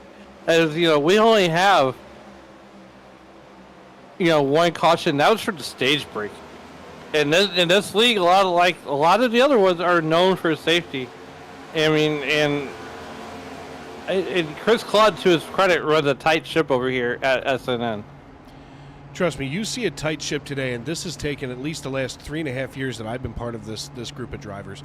And when I first came into this league, I was a driver, and it was an absolute nightmare. We would have races where it just felt like all we did was pace, and it was more like I-pacing instead of I-racing. But over the last year and a half, these drivers have really upped their game as far as safety goes, as it looks like Neil Pearson going to take 4 tires and a tank of Go Fast. He's got Dr. Feelgoods back under the race car, and he is off pit road. Here he goes. There's Dylan Banks. Right now, he's been cycled to the race lead, followed by Tyler Hutter and Cody McCorkle.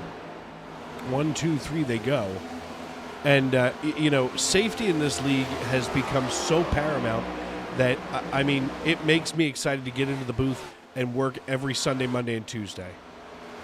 It does. And, I don't know if they ran the dirt race last season at Bristol, but I could imagine there's a few guys that would excel on dirt. Yeah, we ran dirt the last 2 years at Bristol, and good Lord. I never did know about it, but hey. Here's Paul Hill right now running in 5th position. He dives underneath the 70. That's Dylan Banks, our race leader. He's going to get his lap back the old-fashioned way. So Paul Hill, when we go the rest of the way through these green flag pit stops, he's going to be cycled to the race lead, as now it looks like Cody McCorkle going to dive down pit road. He's going to take the 82 for service. The Cabela's Chevrolet Camaro now getting himself lined up and ready to hit the left side here. An odd fact, there's a Cabela's right outside the Speedway here. Really? Yes. We have one in Hamburg, Pennsylvania. Did you know that they're owned by Bass Pro now? I did. I did find that out. Okay. I don't usually travel to the Cabela's because I don't kill things. And camping for me, I can go camping, but I hope there's an air conditioner. Yeah, I am in the market for an RV. Here's the thing. I've done camping. I can camp. I can light a fire and cook my food over top of it, blah, blah, blah. But I feel a lot more comfortable when I can call down to the front desk and ask for extra towels. Fair enough. I mean, those were my vacations growing up as a child. As parents would pack up the family car, and we were super bummed if we didn't get to go camping.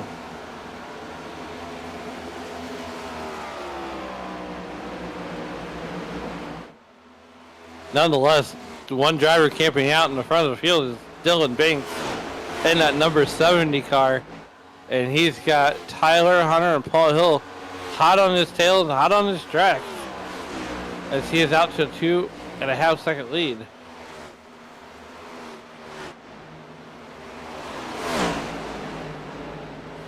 As we are in the middle of the green flag pit stops. And, one of these stages, I think they're going to short pit. I really do.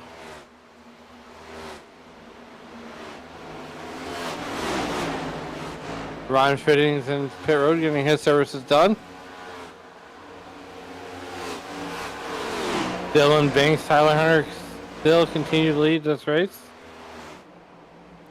Well, here we are on lap 136. We're about 30 away now from the end of stage number 2. Good gravy. Dylan Banks leading the way right now. He's going to be our Pied Piper of Kansas Speedway for the time being. But he and Tyler Hutter still have to come down, and so does Kavaja Holt. This is an interesting move by Kavaja. Not sure what his deal is, but Paul Hill now running just behind the 01 of Matt Mackin. I do appreciate when these guys have the same paint schemes and numbers. Good Lord. Isn't that great? It's fantastic.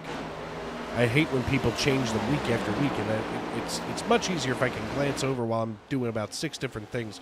I can't believe I haven't had a seizure yet while I'm working.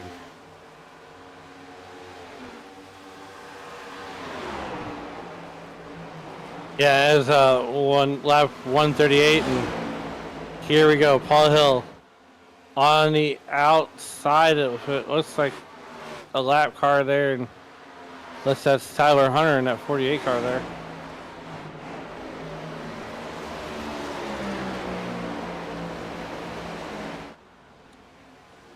Paul Hill bringing up the 3rd position.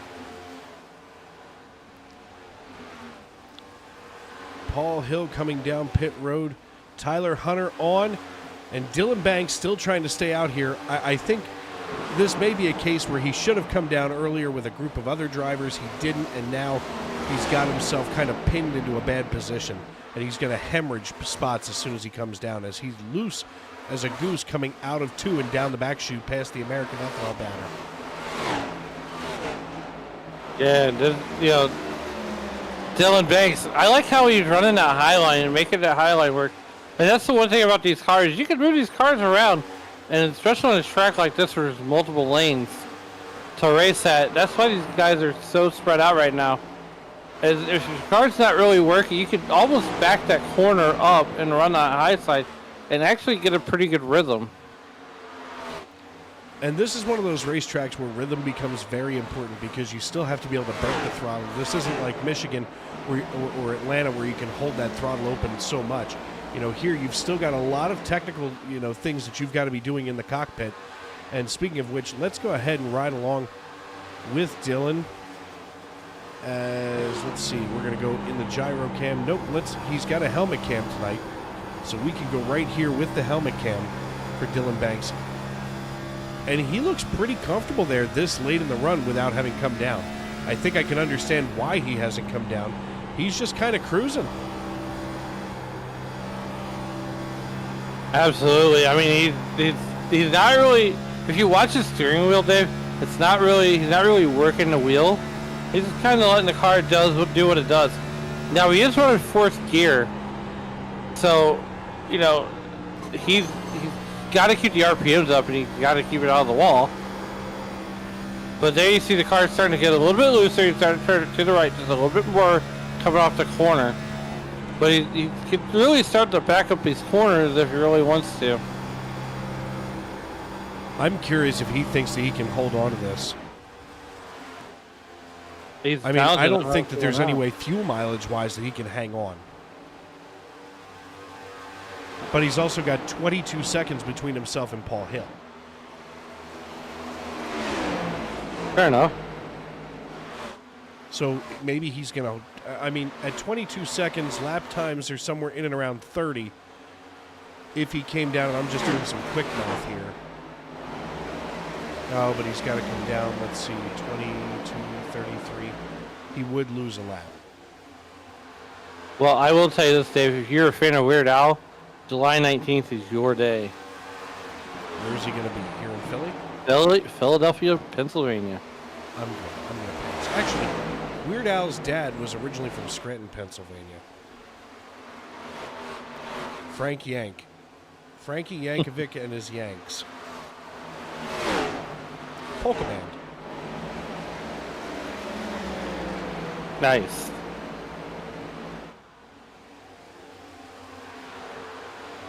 I mean, look, Weird Al has a lot of great parodies, if you will. Getting widely offended. I mean, if you're an artist in the music business, it's almost like a badge of honor if Weird Al turned your song into a parody. Once upon a time, that was the deal. I think there was, if I remember serves to be correct, I think there was only one artist that ever got mad about it.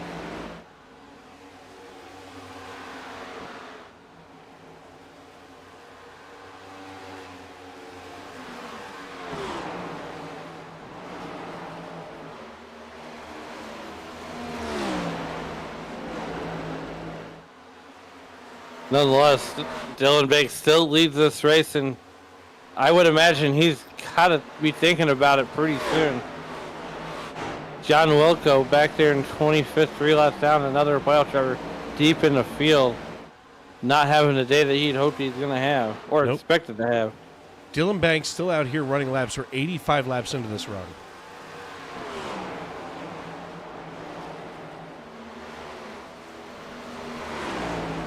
I mean, at what point do you say, okay, I got to come down now?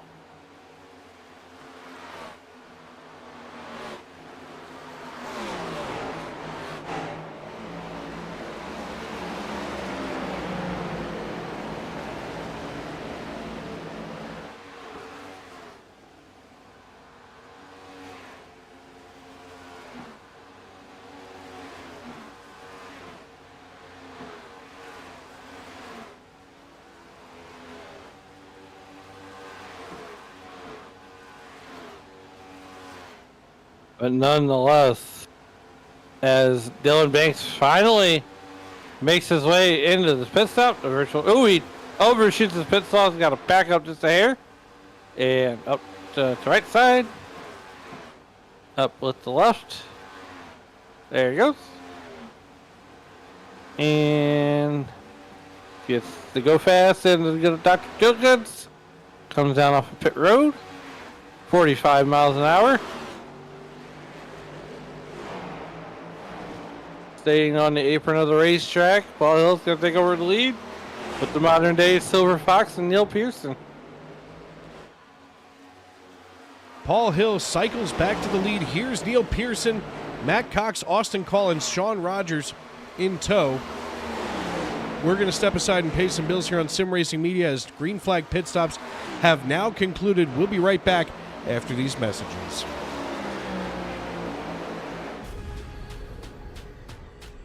The most realistic online racing sim ever made. This is iRacing. Detailed laser scan tracks, fully dynamic real world cars, and over 50 series to choose from. 6 online world championships offering over $400,000 in annual prizes. This is the original esport racing game. This is iRacing.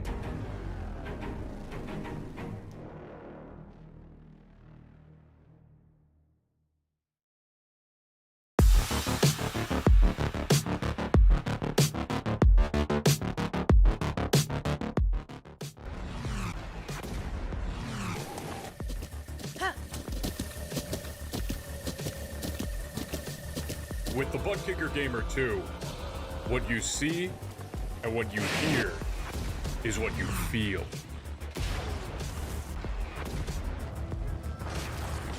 Butt Kicker. The future is feeling.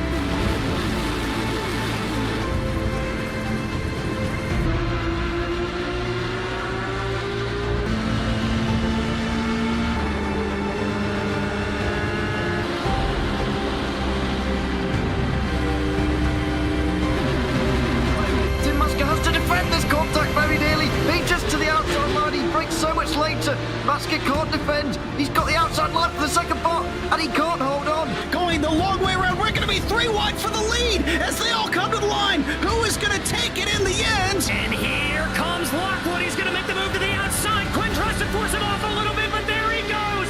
It's going to be side by side through turn 1. Will he be able to cover him off? He does. Weaving back to the left-hand side. Reynolds is trying everything. The kitchen sink is being thrown at it. They're leaning on each other. Coming coming into turn number 3. It's going to be a drag race through 3 and 4, coming back to the line. Here comes Frisch on the bottom. Bouchard's going to hold the inside, tries to be the late breaker here. They're going to be side by side through the final chicane. They bang doors, but keep it clean. As they're still 4 wide on the run down into the back straightaway. Demerit's looking for a line as well. What is going on in Michigan? Novak into the fence. They're still beating and banging. Oh my and to the goodness! line. He is much faster coming through there. Is there damage on Challenger? Abramitis is ahead. There's going to be a race to the line. Who is going to get it?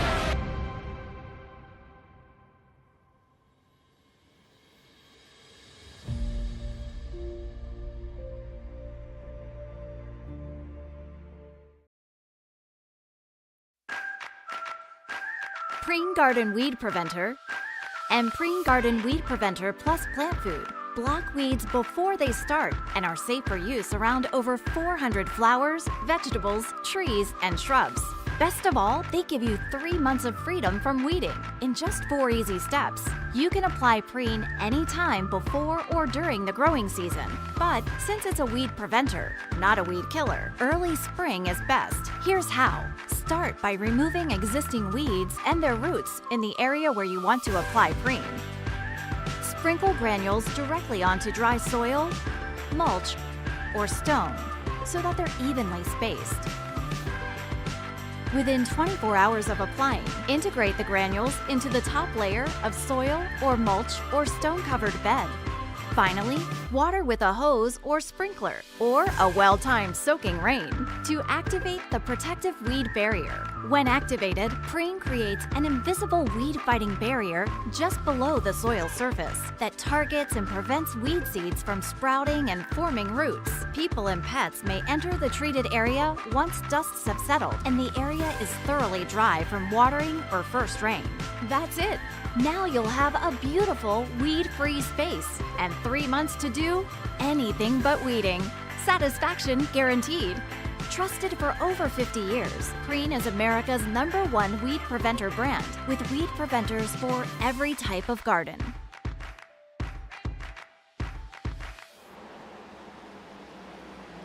Welcome back to Kansas Speedway, as right now Neil Pearson looking to make it back-to-back stage wins in the Stacy Strong Cup Series. I'm Dave Regal alongside Alan Bergen here in the Tony Trapasso Memorial Broadcast booth. We want to thank you for tuning in and welcoming us into your homes, onto your phones, wherever you may be and however you may be listening.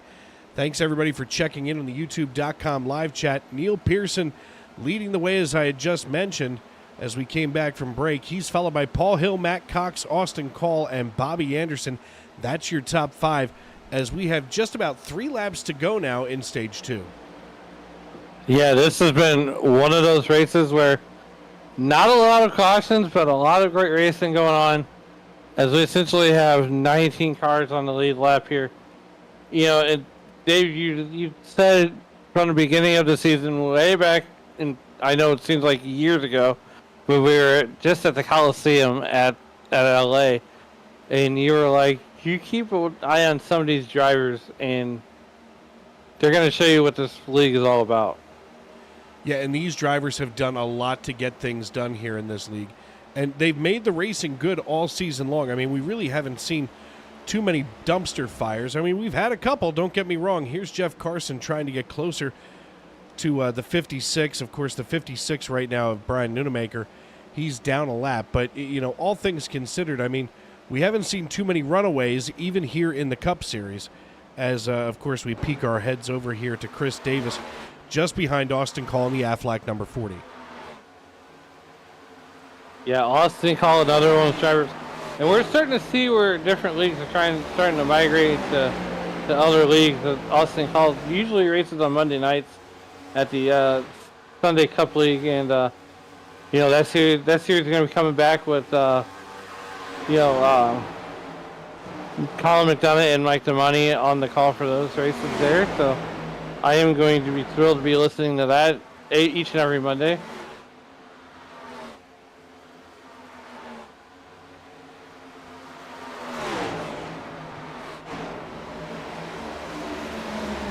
Here we are, final lap in the books now. So we're waiting for that 10th place car, that's Dylan Banks, to come across the line.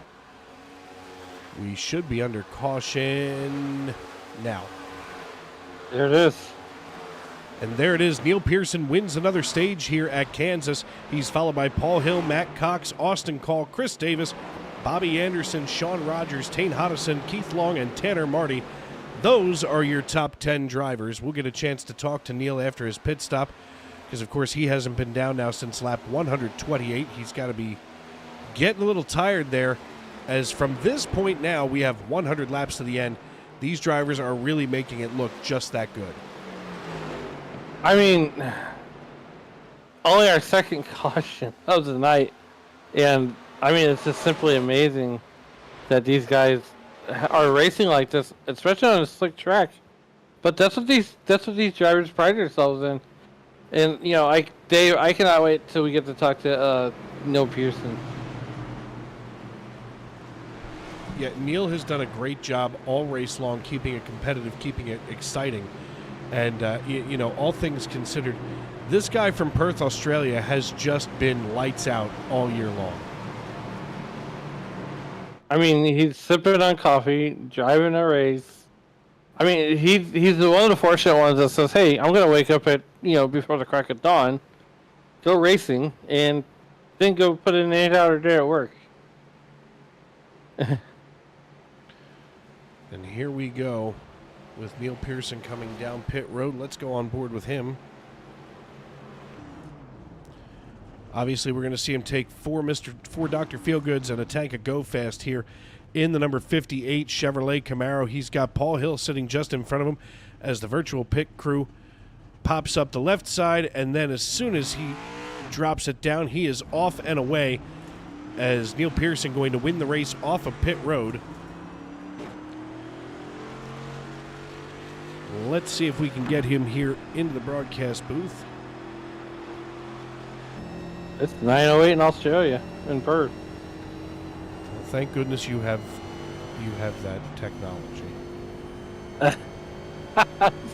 He's back to the future. Hey Neil, it's Dave and Alan up in the broadcast booth. You got us? I got a copy. Buddy, listen, 2 stage wins in a row. We're here with 100 laps to go. Obviously, you've got something dialed up here in the 58. We saw you melt back, you know, into traffic for a little while. Was that strategy, or was that something that you were struggling with? Just strategy, you know, like just saving the tires is such a bonus. So that's what I was trying to do, and let them burn it up. And then I came through at the end of the run, you know, before stage 2, and got the win. So yeah, I mean, you definitely saved tires. You got all the way through. And you took your pit stop at the right time. I mean, we were watching some of the other drivers that were just staying out for what seemed to be way too freaking long. But, you know, what's usually your telltale sign? Because, I mean, for me as a driver, it's when I can't hold on to it anymore. Basically, I just wanted to go longer than everyone else. I actually thought I might have left it a bit too long, that one. But, no, it was right on the money. Yeah, I just let Paul, do his thing. And, yeah, just wanted to... I had a number that I was going to get to, and worked out. All right, my friend. Well, listen, congratulations on the stage 2 win. You've got you've got both stages in your pocket, 1 and 2. So we're looking forward to see what you're able to do here in stage number 3. I'm almost sure we're going to see you on the podium. I'm hoping. All right, buddy. We're going to send him back on up here into the Dirty South Racing stable.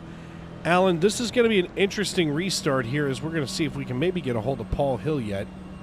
Oh, nope. Looks like maybe we're going to be going back Green Flag Racing a little sooner than I expected, as some of those drivers are going to be getting a free lap back. They've decided to stay out. And the iRacing.com pace car lights go out, so we'll be going back Green Flag Racing as everybody's going to line up double file Noah's Ark style. Yeah, doing it double file Noah's Ark style. You know, Paul Hill on the outside line, Neil Pearson, the modern day Silver Fox, gonna take the inside line. Yeah, iRacing.com pace car is gonna make its way down that back straightaway. This is that crucial restart here. We're gonna be coming to green on lap 170 of 267, right around that 100 lap mark, and now we're going to sprint to the end. 267 laps will make up the distance here. As they crawl down to that 3-4 complex. iRacing.com lights are out. The lights around the speedway are extinguished. And there's only one thing left to do is get that iRacing.com pace car. Ooh. And there's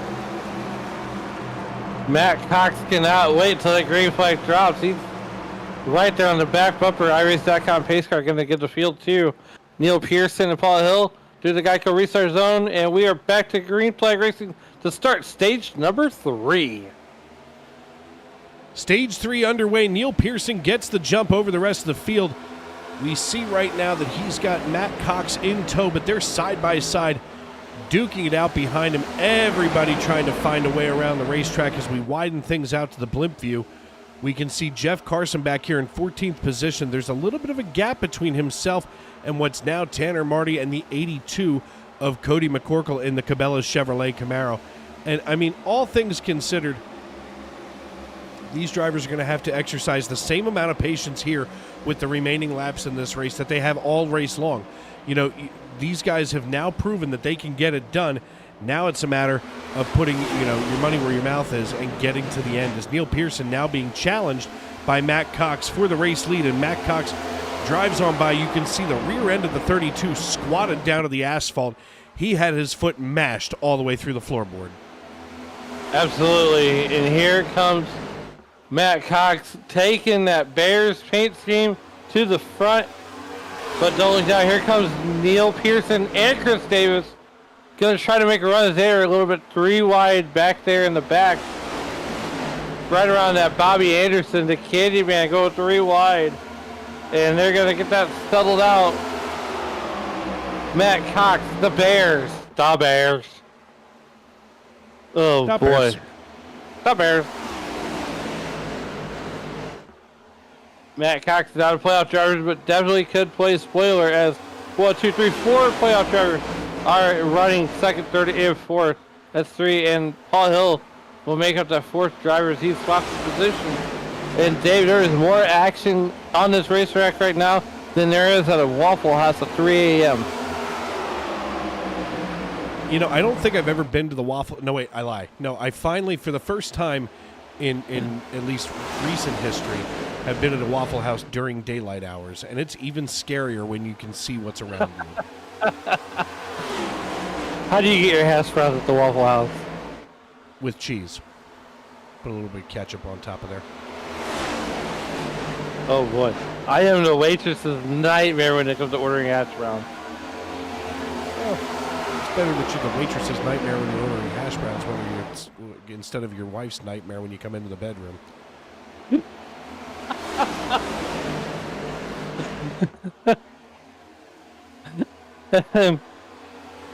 I tell you what though, whenever I was in Iowa last weekend, I went to the IHOP.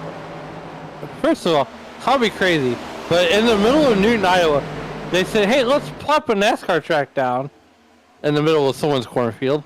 And then, to make things worse, you got to drive 40 miles if you want IHOP, 40 miles to Des Moines, Iowa, to get pancakes from IHOP. Why wouldn't you find any place closer? Because I wanted IHOP. You know, and Denny's wasn't any closer than IHOP. I tell the story that Emily Arias picked me up at the airport last year in Miami. Actually, I flew 3 wide. We'll tell that story in a minute. Oh, good gravy. Watch them go. Oh, contact between the 00 and the 70. 3 wide. Kavaja's the meat in the sandwich. Watch Kavaja hold here, slide now behind the 82 of Cody McCorkle. And now Kavaja Holt gets himself back into line. That was near disaster, but he was able to escape and scurry down to safety on the apron. I tell the story that Emily Arias picked me up at the airport in Fort Lauderdale. And you're in Miami, so there's all kinds of Cuban food and Hispanic food, and it's delicious and it's yummy and great for your colon. And she says, let's go to IHOP. I'm like, excuse you, but we're going to Little Havana. This is a thing. I mean, I couldn't even imagine going to IHOP in Miami, of all places. Okay, so to piggyback off of that story, you are correct. One, if I was at a place for Cuban food, and Cuban food is great, by the way. Do love a good Cubano. Yes, but nonetheless, if you're in a place where they have Cuban food, you do not go to IHOP. You don't go to Denny's. You go to their restaurant. You go to what the locals find is a great place to go. Like, if you were to come to St. Louis, we would not be going to a chain restaurant. I would be taking you to places like South on the Side, Hodak's, a little spot I like to call Breakfast and Burgers in wonderful Afton, Missouri, which is a great place if you want a good breakfast, brunch, right? The local spots. Yes. Look, fried chicken at 11 o'clock. There's something about it. No, that seems right. No, I have a general rule when I travel. I don't want to go to places that I can get when I'm at home. Right. If you're going to go someplace that you can get when you're at home, then why bother going there? Stay home. Save the Exactly. money. Like, I mean, if I was going to go to Philadelphia, I'd be, hey, let's go get cheesesteaks. Right. For you, that's foreign. Right. Especially if you're going to get a good one. Tanner Marty here in the 29. Hey, he's got his hands full with Kavaja Holt in front of him. He's got Eric Papineau to the low side. And now tucks himself just behind the 66 and now the 00. That 00 car looking pretty sporty on the outside line. Here comes that 17 car.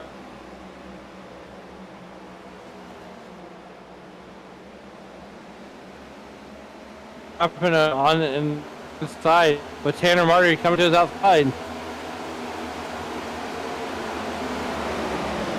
We're having fun now.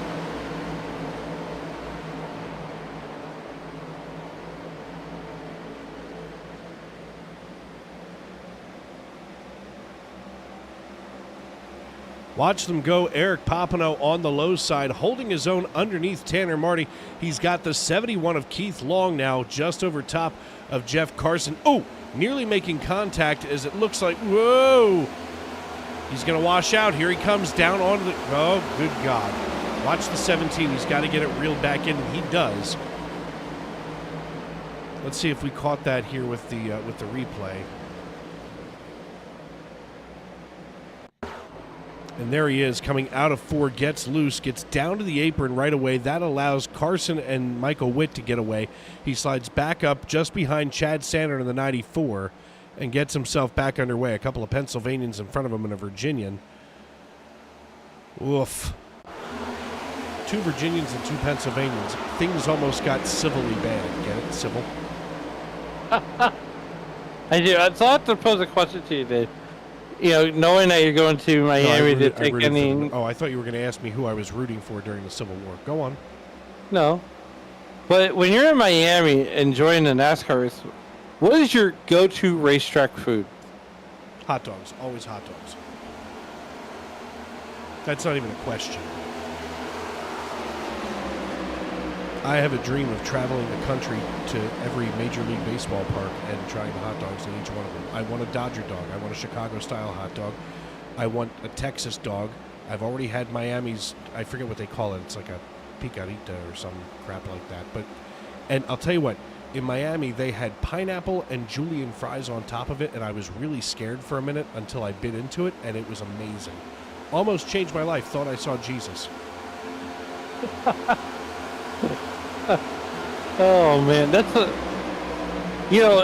I love trying. So where I'm going to be at next weekend at Fairbury Speedway, they have a prime rib sandwich, and it is to die for.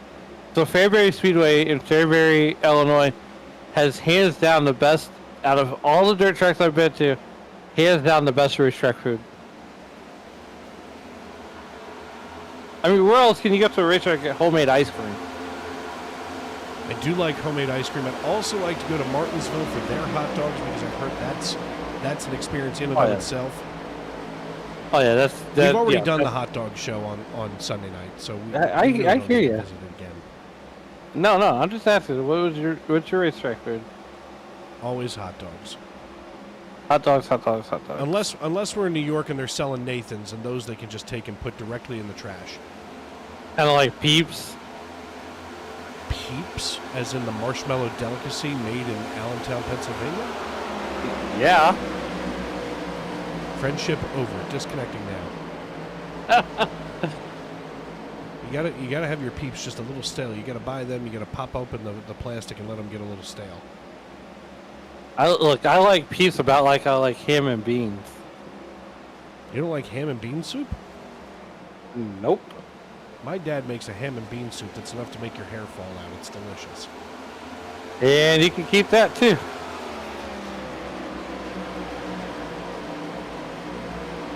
Matt Cox leads the way here in front of Tane Hodison and Neil Pearson.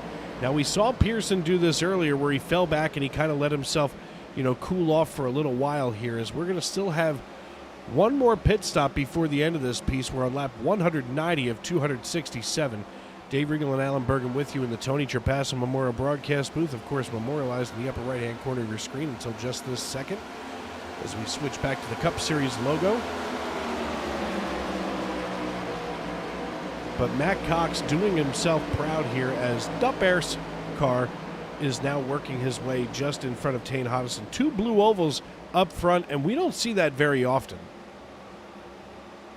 I don't know what it is, Alan, but over the last few years, the Motorcraft power plant has not been up to snuff when it comes to challenging the ZL1 or the TRD Tundra or the TRD Toyotas. Yeah, I mean, I feel like that the Ford is really behind, or either that or Chevy and Toyota's caught it, Ford, and then passed them. But the Big Show 343 says he's got some homework for us, and we pull him up to the booth tomorrow night for the answer if you don't know it. But what significant American history happened at the Apatomax where I'm from? We know what happened. They were at the McLean farm and signed the armistice that ended the Civil War. Unconditional surrender. Oddly enough, you know what? Since the Big Show 434 thought that they could quickly quiz me, and I have news for you, I've got more useless information than you can shake a stick at. The McLean family, of whose parlor they sat in, also at Appomattox Courthouse, they also owned the farm where the first Battle of Manassas had occurred, which was the unofficial beginning of the Civil War. So they are literally the only people in history that can say that the American Civil War started in their front yard and ended in their front parlor. Well, speaking of Civil Wars, here comes Paul Hill going around Sean Rockin' Rogers. But yeah, no, I don't need to fact check that. I took extra glass. Nope, the 40, whoa, easy there, Killer. The 44 now nose to tail with the 6, and you can't even slide a piece of paper between those two at that moment. But now the 44 backs off. He's going to take another run at Paul Hill here in the Dent Slayer Ford Mustang. A little bit of bow tie on blue oval action. Oh boy, the blue oval fraternity. Look, I like my bow ties. I drive a Chevy Equinox. But nonetheless, that's a slick-looking paint scheme that Sean Rockin' Rogers is, paying homage to Matt Mettler. And once they Matt wanted me to give a shout-out to Chris Davis, who's also been helping him out a lot too. So, Matt, we don't do shout-outs. Fair point. Whoa! Watch the run that the 44 just got on Paul Hill and now drafts his way right. Oh! The 93 just nosed into the wall and took the outside wall right to the face.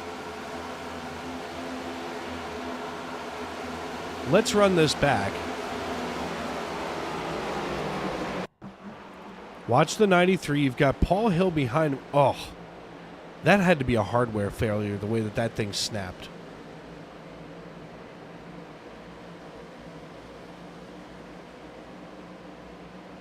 Good Lord.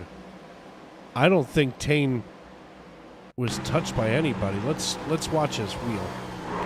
Nope. Yep. Did you see that? That was Casper the Unfriendly goes. No, you can see there's something wrong hardware-wise. Watch this again. again. Yeah, definitely. The wheel gracefully was going over and then locked itself at 12 o'clock. Yeah, that must have been something maybe happening in his wheel, or...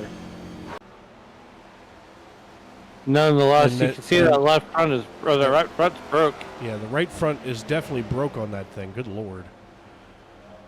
Well, the Rogue Family Law Ford Mustang. Oh yeah, that's definitely a toe link. That thing just bounced around there like a bouncy ball. I mean, the good thing is it's gonna take a minute to fix it, but he didn't have to tow. So the time it's gonna take to fix is a penalty all on its own. But I mean, at least he didn't have to tow on top of that.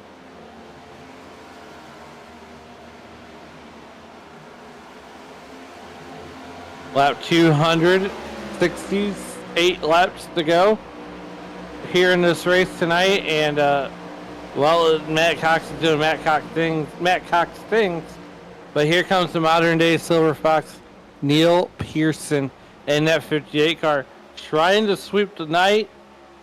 And Big Show said he figured you knew the answer since you pronounced Appomattox correctly. Well, you know, I don't even know how to. I appreciate the compliment. Appomattox was a very pivotal place in American history. I've always wanted to go there. Never been. You know, and that's the thing too. Is like you said, history class was one of the few classes in high school that I didn't even fall asleep through because it halfway interested. You didn't fall asleep. Whoa! Watch the 70 nearly clipped that right rear of the 40. I didn't fall asleep in history class. But you can't stay awake while we're having a meeting on Discord. I see where I rank. Somewhere below history class. Watch them drag race here into turn number 1. Side by side goes the 70 and the 40. That's Austin Call and Dylan Banks trying to beat one another to death here, and sitting, just lurking behind, is Chris Davis in the 74. Let's go on board with Chris Davis, as he can see this better than just about anybody. And while they were going at it, he was loading himself up trying to find a way around the 40. Yeah, here comes Chris Davis, driver out of Koshkong, Missouri. Chris Davis is down there in the Ozarks, right near Arkansas, but nonetheless, that 74 car's got that car cranked up to crazy. As he is currently 17th position on, or 7th position on the Speedway. 17th.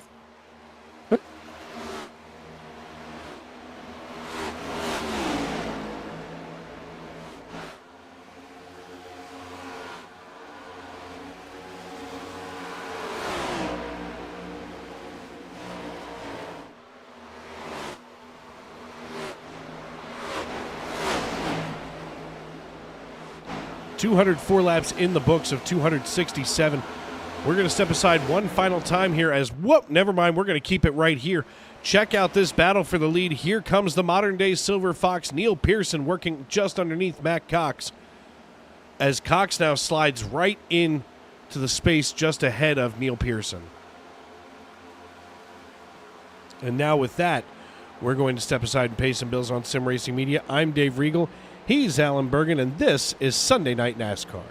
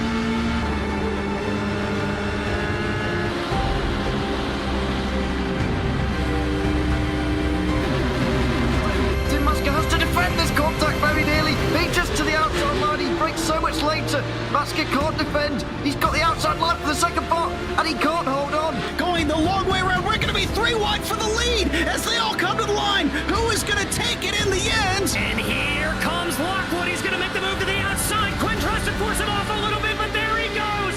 It's going to be side by side through turn 1. Will he be able to cover him off? He does.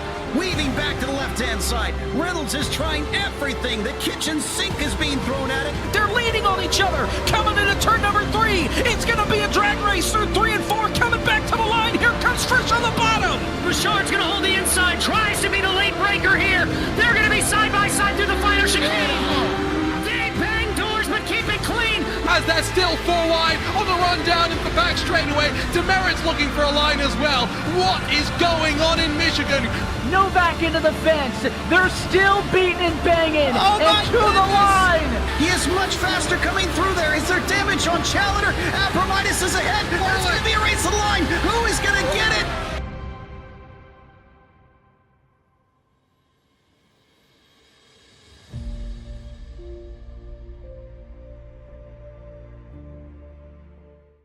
So hi, my name's Christy.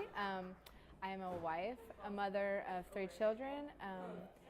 I am a sister and an aunt of lots of nieces and nephews, and I'm also a substitute teacher. So my everyday life changed by going to appointments, a lot of appointments, a lot of scans.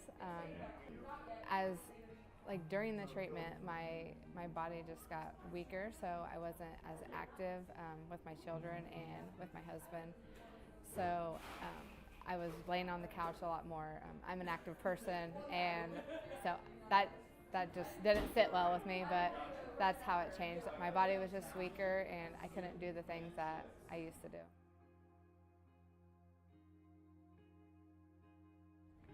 So there was a lady in where I live from a local church who had heard that I had breast cancer, and she sent me a letter just reaching out for support, and she actually said that she's the one that told me about Trisha's Hope and that I should contact them, so I did.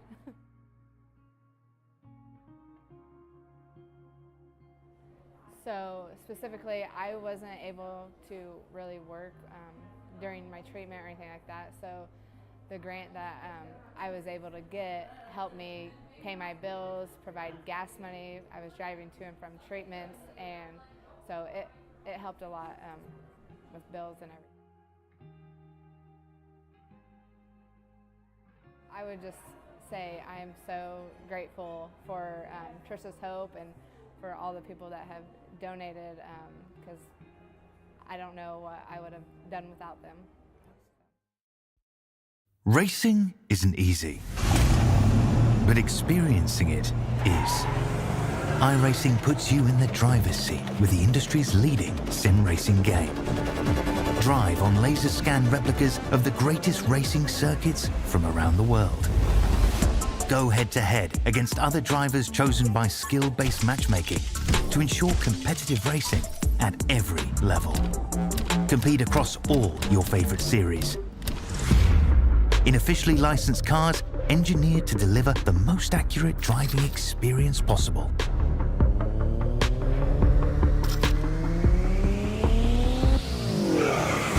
Join a race or host your own with players from across the globe. Race against the computer or in a league with friends. Feel the thrill behind the wheel. Visit iRacing.com.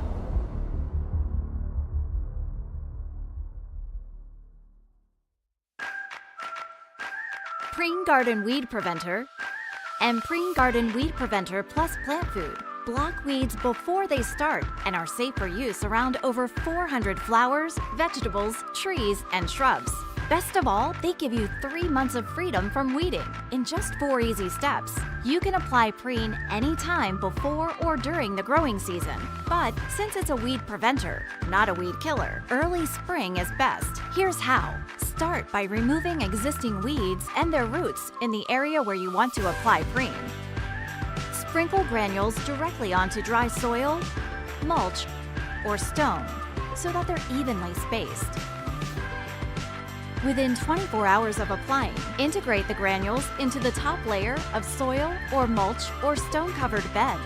Finally, water with a hose or sprinkler or a well-timed soaking rain to activate the protective weed barrier. When activated, Preen creates an invisible weed-fighting barrier just below the soil surface that targets and prevents weed seeds from sprouting and forming roots. People and pets may enter the treated area once dusts have settled and the area is thoroughly dry from watering or first rain.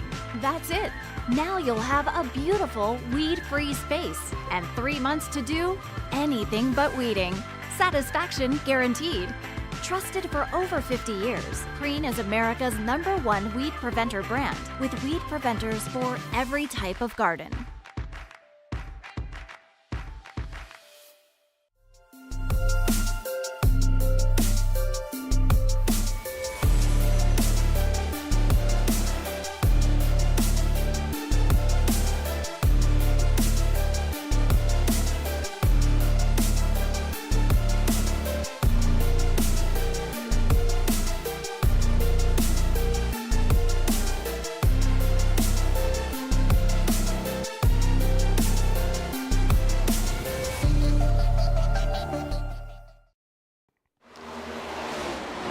Welcome back to Kansas Speedway, where right now green flag pit stops are about to be underway as Neil Pearson leads the way here in front of Bobby Anderson, Tyler Hunter, Austin Call, and Diego Rodriguez. That's your top 5 live on Sim Racing Media. Dave Regal and Alan Bergen with you here in the Tony Trapasso Memorial Broadcast booth. We want to thank everybody for tuning in this evening and making us a part of your evening, wherever you may be and however you may be listening. Neil Pearson was kind of falling back for a little while, but we saw him do that earlier on in the evening and still managed to go out here and begin to dominate, as he is basically, in the words of Alan Bergen, and I'm going to steal it from you right now, Neil Pearson is doing Neil Pearson things. Yeah, Neil Pearson right now is sitting high, white, and handsome up there in that top spot here on lap 222 of 260, and absolutely doing Neil Pearson things. And I mean, look how comfortable that car looks. There's a few drivers in the field last night, or tonight, that just look so comfortable right now when they're in the car. And Neil Pearson is one of them. Well, and Pearson hasn't been down since lap 167 when we were under caution for the stage break. And we haven't had any cautions for cause. I don't want to jinx it. But, you know, all night long we've had clean racing, which is fantastic. Nobody was out here trying to strap a V-plow to the front of their car and go through people. But right now, Pearson, he's got just about 60 laps on these tires. And whoa! Remember that time you said that he looked comfortable? That was a little bit of a bobble coming out of 2 and coming down the backstretch. Absolutely. Tyler Hunter getting ready to come down pit road. We're going to see where he's riding just ahead of Bobby Anderson. I'd say it looks like they're going to go side by side, but that's just him giving up the ghost as he slides on down. Let's go on board here with the 48. He manages to get the car woed down just in time. Everything looking real nice right now in the 48. The carbon fiber hood still in everything that it belongs. And out of Canton, Ohio is Tyler Hunter, home of the Pro Football Hall of Fame. It's the place where Troy Kenneth Aikman is enshrined forever. Just saying. You ever go visit you ever go visit the Pro Football Hall of Fame? Yeah, when I was like 13. Went with my dad and a friend of his. And here comes Neil Pearson. Yep, we went out. We stayed in the Holiday Inn in Canton. Then went to the Hall of Fame the next day. It was fantastic, but that was before Troy had been enshrined, so I haven't been there since Troy Aikman was put where he belongs in the Hall of Fame. 3-time Super Bowl champion, Super Bowl MVP, first round, first pick draft of the 89 draft. He was the very first draft pick and probably one of the few good draft picks that the Cowboys had. Of course, technically he was Jimmy Johnson's draft pick, not Jerry Jones's. That's okay. You gotta take it how you can get it. But I mean, Troy Aikman certainly did have a Hall of Fame worthy career, and certainly putting together a Hall of Fame worthy broadcast career too. Look, he gets to sit alongside, your St. Louis, fellow native, St. Louisian. I don't know. What are you people called there? And I say you people with the utmost disrespect. But he gets to sit alongside of Joe Buck, son of the great Jack Buck, who got his start on your local KMOX calling Cardinals games. Yes. Alongside Mike Shannon. The Moon Man, yes. See, people don't think that I know my broadcasters, but... Oh, you do. You do. I mean, everybody knows Bob Euchre. You know what? Euchre's 92 years old. He's up there, and, sad news how the country music world, Chris Christopherson, has passed away earlier today. Chris Christopherson's dead? Yes. Get out. Nope. I'm not saying I don't believe you, but I'm definitely verifying this. All over the news, buddy. So whenever something like that comes across the news, I'm like one of those people that go immediately to TMZ. You get your news information from TMZ? Only when it comes to celebs. Oh, for Christ's sake. You should be ashamed of yourself. Next time, why don't you just tell me that you watch PMSNBC? Oh, God, no. Hey, look, I'm Fox News. I'm fair and balanced. Christopher Christopherson has assumed room temperature. Yep. 88 years old. In Hana, Hawaii. I believe he was in the group The Highwaymen with Willie Nelson and Johnny Cash. Probably. Yes.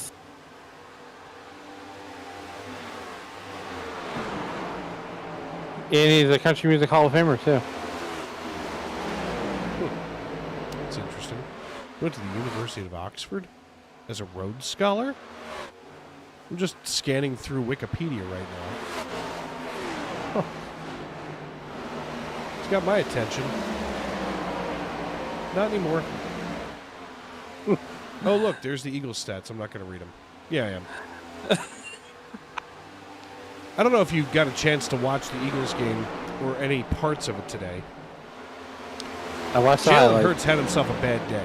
He was just barely over 50% for his completion percentage at 18 of 30 for a total of 158 yards and a touchdown. He was sacked six times for 44 yards.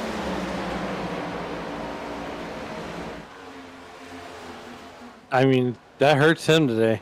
No pun intended. Oh, no, that hurts. That's for sure. That is full pun intended.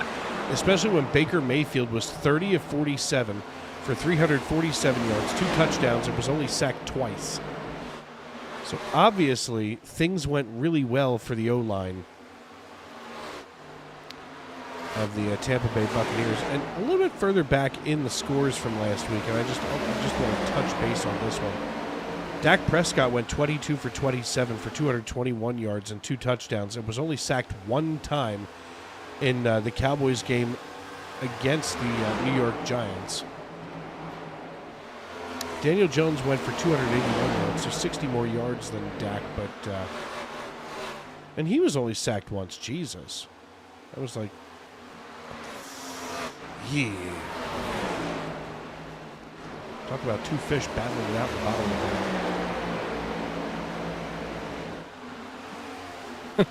lake. Oh, boy.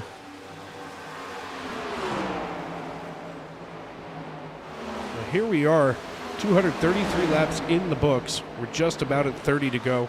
We've watched this race melt away tonight, and I mean, Alan, with Chris Davis in the race lead, you've got to wonder, while Neil Pearson is buried back in 4th position, does he have what it takes over these next 33 laps to get it done? Absolutely. Neil Pearson is, like we've said all night, doing Neil Pearson things. Is he's going to go around the outside. 2 Trailer Park Girls going around the outside, Here comes Neil Pearson Jr.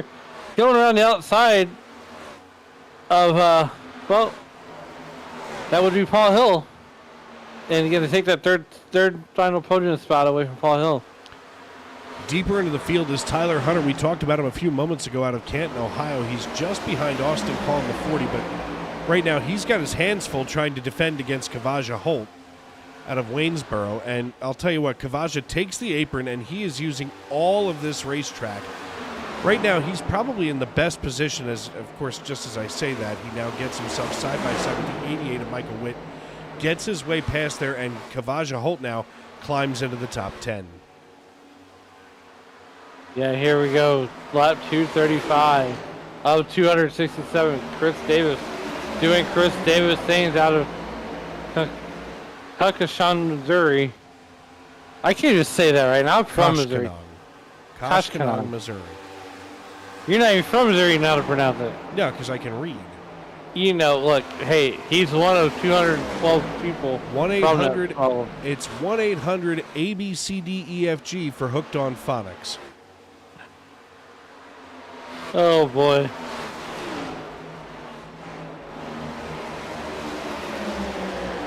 Hey, here's Davis leads the way. He's got Neil Pearson in third, Paul Hill in fourth. Mikey Mac McConville out of Cape May, New Jersey now runs in sixth position, and he has been creepy fast. I wouldn't say freaky fast, but definitely creepy, as he has quietly climbed his way up 8 positions out of 14th, where he qualified, and now runs in sixth. I'm sure that makes Mama Mac really happy down here as we check the YouTube.com live chat again. Why are we watching the 10th car? Because we can, Mama. Exactly. I just feel like because we can. Because we can. You're absolutely right, because we can.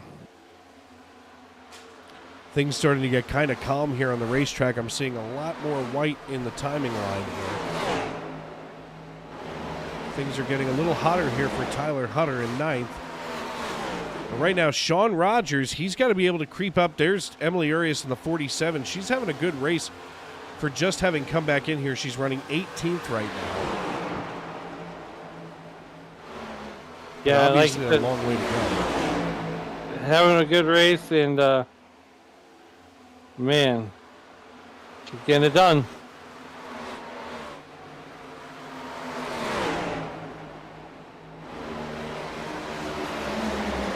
Sean Rogers in the number 44 Bills Mafia Beast Mode Chevrolet runs in fourth position just behind Paul Hill, and Paul Hill looks back, and as we take a peek out that rear bumper of Paul Hill, he's got his hands full trying to, I mean, first off, Emily's driving like she's trying to get this lap back the old-fashioned way. She dives down to the inside. We can see that. She's racing. I just heard them call it out here on race radio. They want to know what she's doing. And to be fair, Emily is all over the racetrack. Good Lord, pick a line.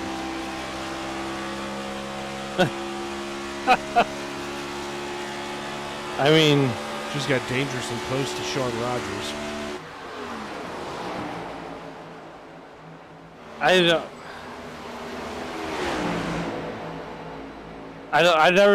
never been on a racetrack. I've never been on a racetrack with her. I don't know how she races. I'm sure it's slightly better than me, but it all goes back to track awareness.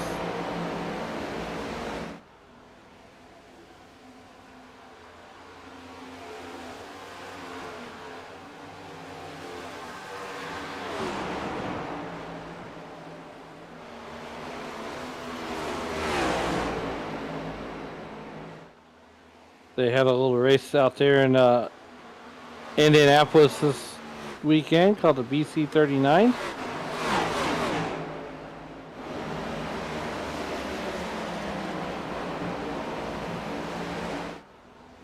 Chris Davis leads the 58 of Neil Pearson, so right now the 74-year race leader, as we are creeping in on 20 laps to go. Yeah, we're just a few laps away from 20 to go. Emily right around that 18th position, so she's holding her own. I mean, she's outraced a number of very good drivers in the series. Right now, Chris Davis leads the way. He's going to be showing us the way, and all of a sudden, things starting to heat up on the racetrack. Here's Mikey Mack running just underneath the 18 of Bobby Anderson. He's now fallen out of 10th position. and now holds on to 11th. We suddenly have a three-way battle for 10th. Yeah, here we go. Bobby Anderson, the Candyman. He's trying to fend off Mike McConville, Mikey Mack from Cape May, New Jersey.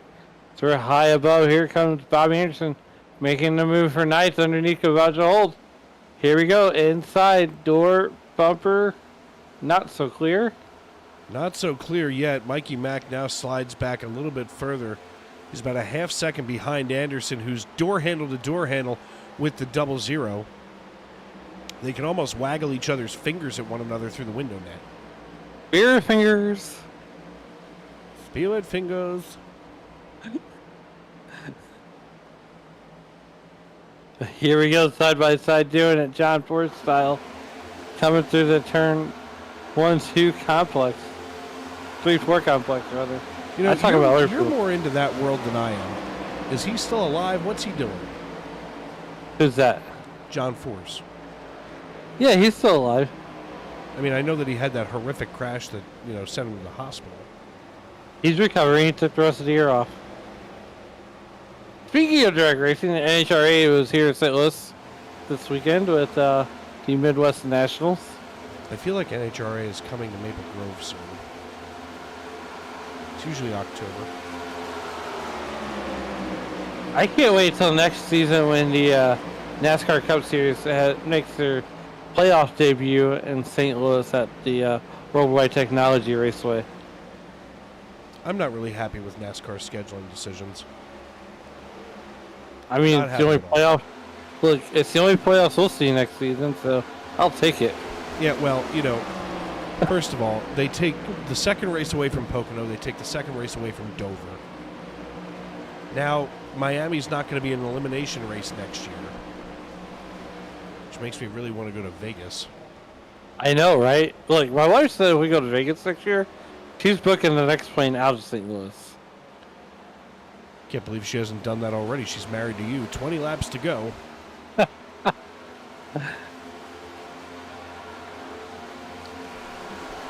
And, in Vegas, I don't think I'd spend a whole lot of time in the casino. I think I'd more so want to go to the pawn shop, Count's Customs, go see all the things from the History Channel, go visit the Clark County Museum. I mean, hey, let's go take the damn tour and get some damn bait. I do want to get some damn bait at the damn tour at the Hoover Dam.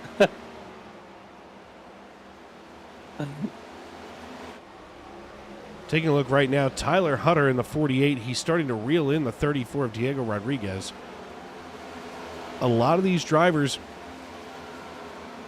it seems like they've been holding on to something for the end of this race. Now, we also have only seen them take 6 sets of tires, so all of them if we get into that situation late here, they've got enough time that they could come down and get fresh shoes, should a late race caution come out, which could absolutely change the complexion of this race. Hey, remember when you asked if Neil Pearson could catch Chris Davis? Yeah, it was a good time when I thought that, as Neil Pearson has now overtaken Chris Davis and has regained the lead up here with 17 laps to go. He's getting ready to put Matt Mackin down another lap. He did that with such ease. He definitely did. Definitely took a little bit of Miralax to slide along up there.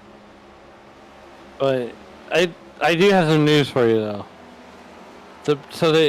Over at IMS, the big NASCAR track, they plopped a dirt track in the middle of it. That's how big IMS is. You can make a dirt track at IMS, Indianapolis. I mean, that's a huge facility out there in Indianapolis. Yes, and Cannon McIntosh takes the BC39. With Jade Avedisian taking second and Chase McDermott taking third. Pearson, Davis, Hill, Rogers, and Call. That's your top 5. You can see that here on the left-hand side of your screen. Austin Call, your highest-running non-playoff driver. Obviously, Neil Pearson leads the points and leads the race right now with 15 laps to go. Dave Regal and Alan Bergen with you here in the Tony Trapasso Memorial Broadcast booth. It's been a pretty good night so far. Let's take a quick look at our conditions. The track temperature has finally come down out of the triple digits, and we've hit 97, and that is just about the witching hour. I was just getting ready to say that. You're absolutely correct. That is about the witching hour. And you know, here at the IMS dirt track, they put bricks on the outside retaining wall. So when you win at the dirt track at IMS, you get to kiss the bricks still. I feel like that's a thing no matter what at a place like that. Even if there weren't bricks nearby, I think I'd still run over to the start-finish line on the big boy track.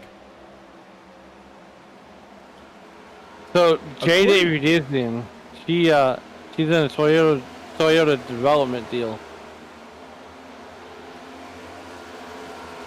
According to Dale Jr., you can still go down to the creek that runs along the back stretch of the racetrack and find bricks from the original brickyard. I think he did that one time when he was working for NBC, and they actually did a spot with him down there at the creek. Yeah, they did that on not Lost Raceway. Was it Lost Raceways? Whatever the hell that was. I think it was during the IndyCar race. That's right. I knew they did a feature. It's during the Indy 500, actually. Things have really stretched themselves out again. I wouldn't say that we're strung out that far, especially with 12 laps to go. But things have definitely got a lot more calm here on the racetrack. Just about a tenth of a second, and then a little bit less. As I say that, here comes Bobby Anderson creeping around that left rear quarter panel of the 40.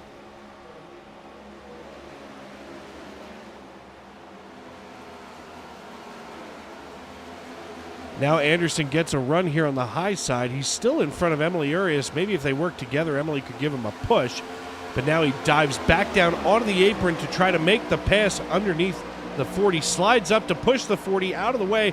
And all of a sudden, Bobby Anderson out of Mansfield just serves lunch to the 40. Yeah, the 40 car, falling back there out of the top 5. So the top 5 is all playoff drivers here with 10 to go.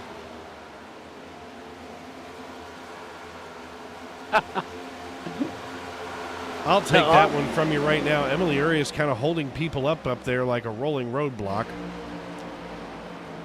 And I mean, listen, at this point, especially making a return here over just the last couple of weeks to the SNN ranks, she's still holding her own as now the 48 slides on by.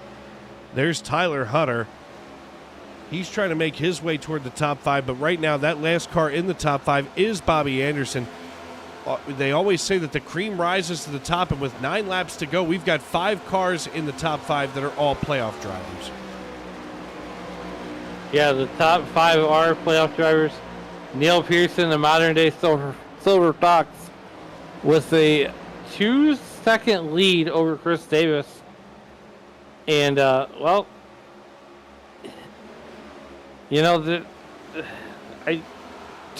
Emily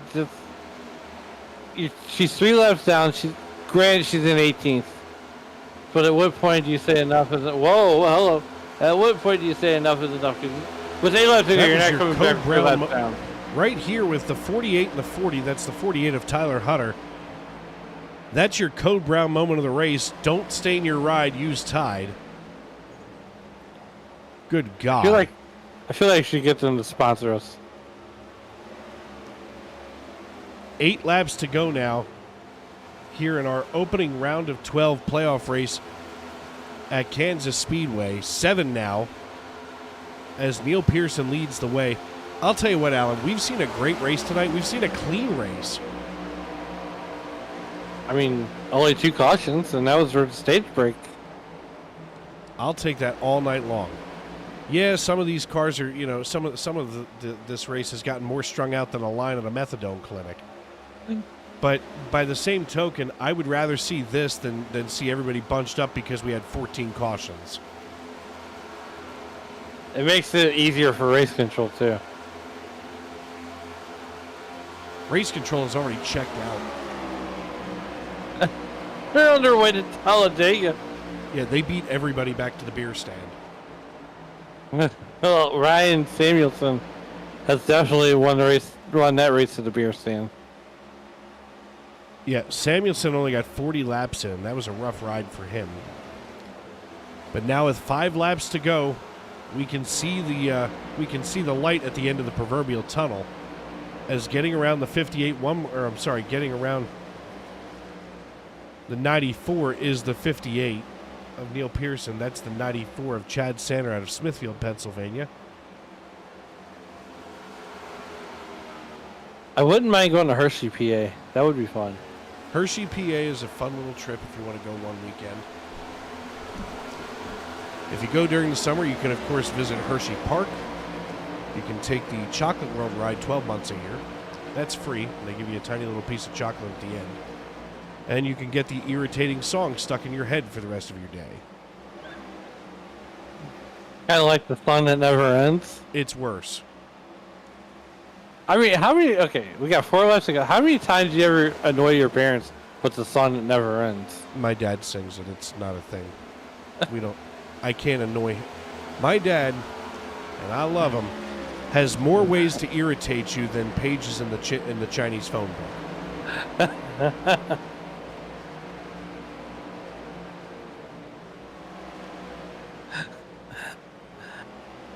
Out of nowhere, the 93 just laid fast time down at 30.97.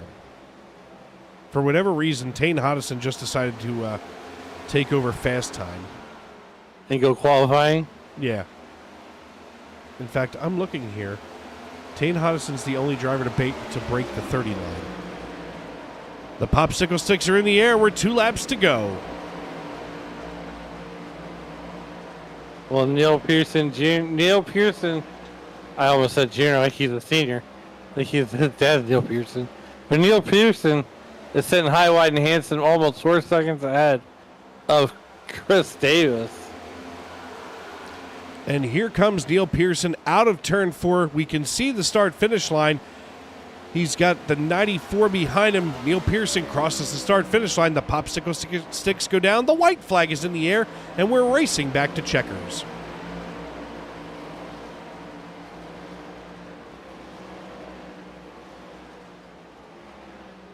Down the back straightaway one more time. He's got to put together 2 more corners, Dave. And we're going to bring him right back over to you. And as Neil Pearson rolls out of turn 4 one final time, the modern-day Silver Fox out of Perth, Australia, crosses the start-finish line. Barney waves the checkered flag, and that is your race winner tonight. Neil Pearson out of Perth, Australia. He's followed by Chris Davis, Paul Hill, Bobby Anderson, Sean Rogers, Tyler Hutter, Austin Call, Diego Rodriguez, Matt Cox, and Kavaja Holt now, as he slides across, will be that final top 10 finisher. Getting ready for lunch, Neil Pearson Jr. crosses the line first, and wow, at 10:05 a.m., Neil Pearson Jr. finds his way to victory lane here in Kansas. And I gotta tell you, Dave, that one was fun. That one was fun. Give a shout out to Tyler Hunter finishing 6th, Austin Call finishing 7th, and Diego Rodriguez finishing in that 8th spot. But I tell you what, Dave, I think Neil Pearson had some Vegemite. Well, no, he said straight up he didn't like Vegemite. Look, he doesn't like Vegemite, but he could put it on his tires. That's true. Well, speaking of which, let's have a chat with him now. This is your race winner, folks. Neil Pearson, driver of the number 58. Hey, Neil, it's Dave up in the booth. You got me? I got a copy, Dave. Buddy, listen, congratulations. You swept all 3 stages. You swept the first 2 easily, and here you are with the checkered flag in your hand. How does that feel? Yeah, it feels pretty good. Especially, I'm locked into the next round. So the pressure's gone. Now I can just turn up the next races and have some fun. Yeah, I mean, this round of the playoffs, I don't want to say is tame by any stretch of the term, but, I mean, when you pick, wow, all of a sudden I can't talk. When you're able to get that first win out of the way, it does really change the dynamic. Now, what's going to make your strategy different here in the second and third races in this stage? Sure, Talladega's always a lottery for me. With my ping, it makes it really hard because bump drafting is near impossible.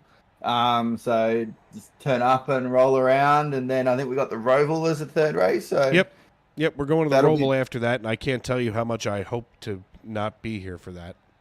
Oh, to be honest, I don't like it either. It's horrible. I horrible despise the Roval. Oh, yeah, it's not fun. It's not fun.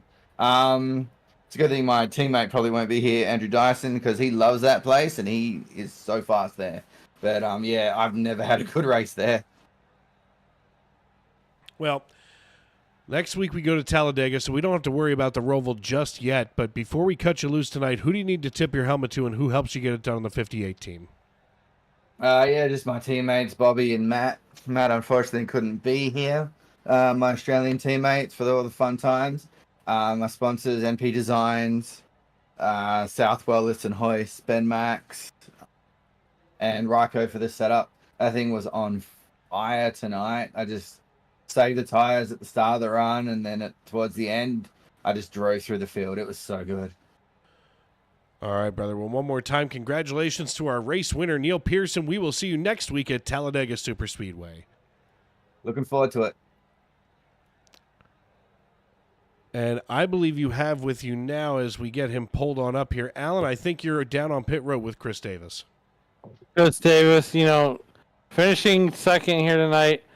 What more, other than, a couple more cautions, did you needed to, hold off Neil Pearson there at the end? I needed Neil to be on older tires and caught in traffic. I didn't have much for him. He was just so quick. So I don't think anything I could do was going to beat him. But it's definitely a good run for me. I've been needing it. Yeah, we don't see here often, but nonetheless, now we move on to Talladega. What's going to be what are you going to need out of the car to possibly get the win there in Talladega? Just staying out of trouble.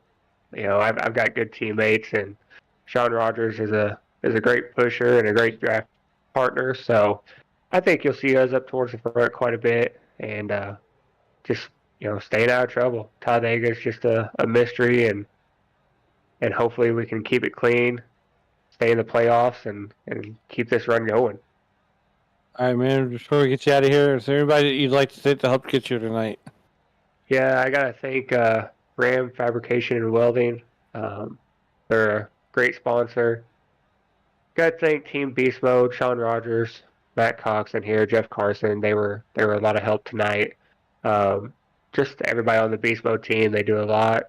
Gotta thank Barry Sanders for cheering me on. I know he was in my chat, and Darren Mills, and just all the followers out there. Thank you guys for a good broadcast, and that's about it.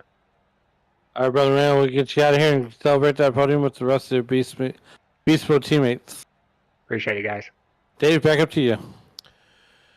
Thank you for that. As always, as we go one final time down here to Paul Hill, driver of the number 6. Hey, Paul, it's Dave up in the booth. You got me?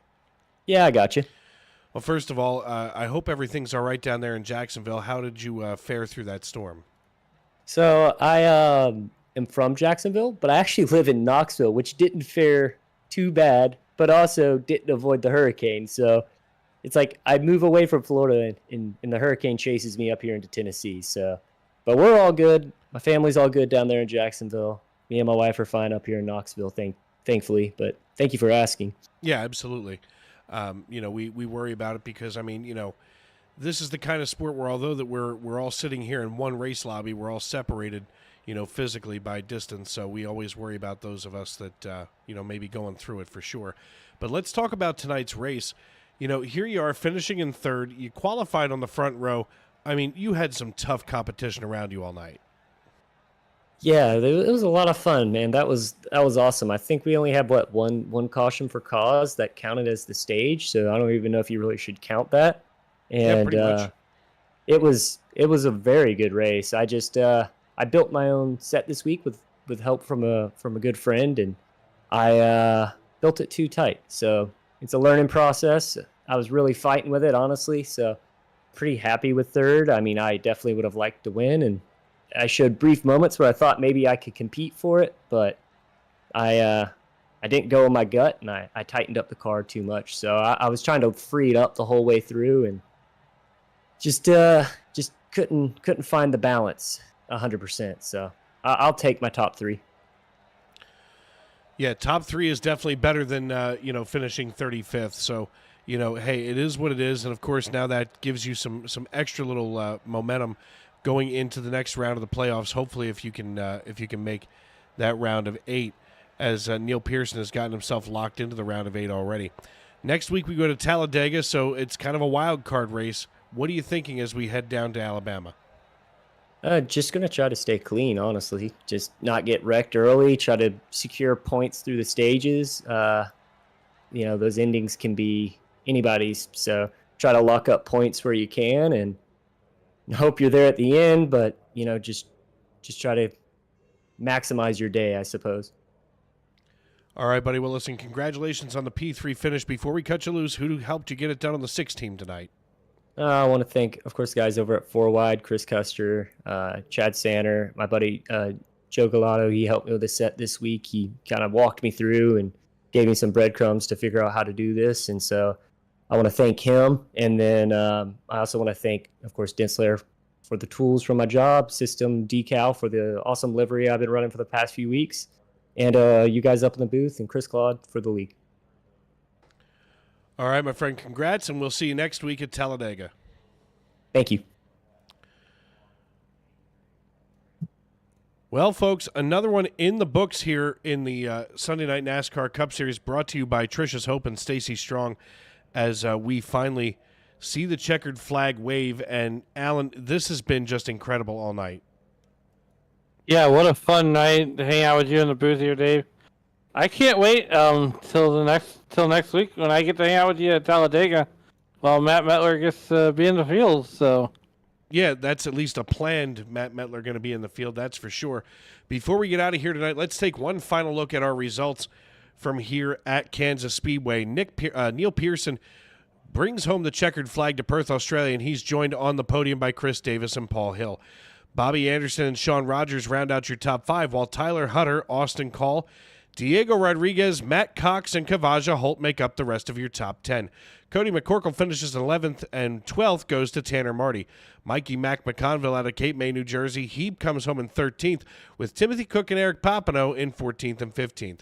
Michael Witt finishes 16th, with Keith Long, Emily Urias, there it is, Larry Miles, and Brian Nunemaker round out your top 20. And the best of the rest is Chris Custer, Chris Claude, Matt Mackin, Chad Sanner, John Wilco, Rich Jett, Tane Hodison, Jeff Carson, Dylan Banks, Ken Ron Fitting, Richard Pruitt, Logan Giesbrecht, Noah Hamilton, and Ryan Samuelson finishes dead last in the field tonight. But don't worry, folks.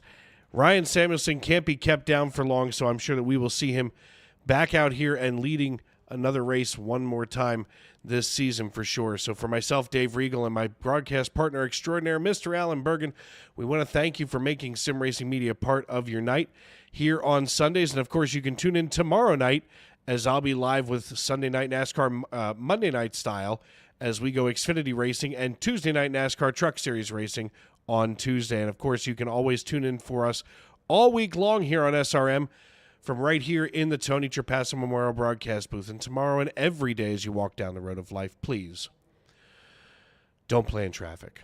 Good night, everybody.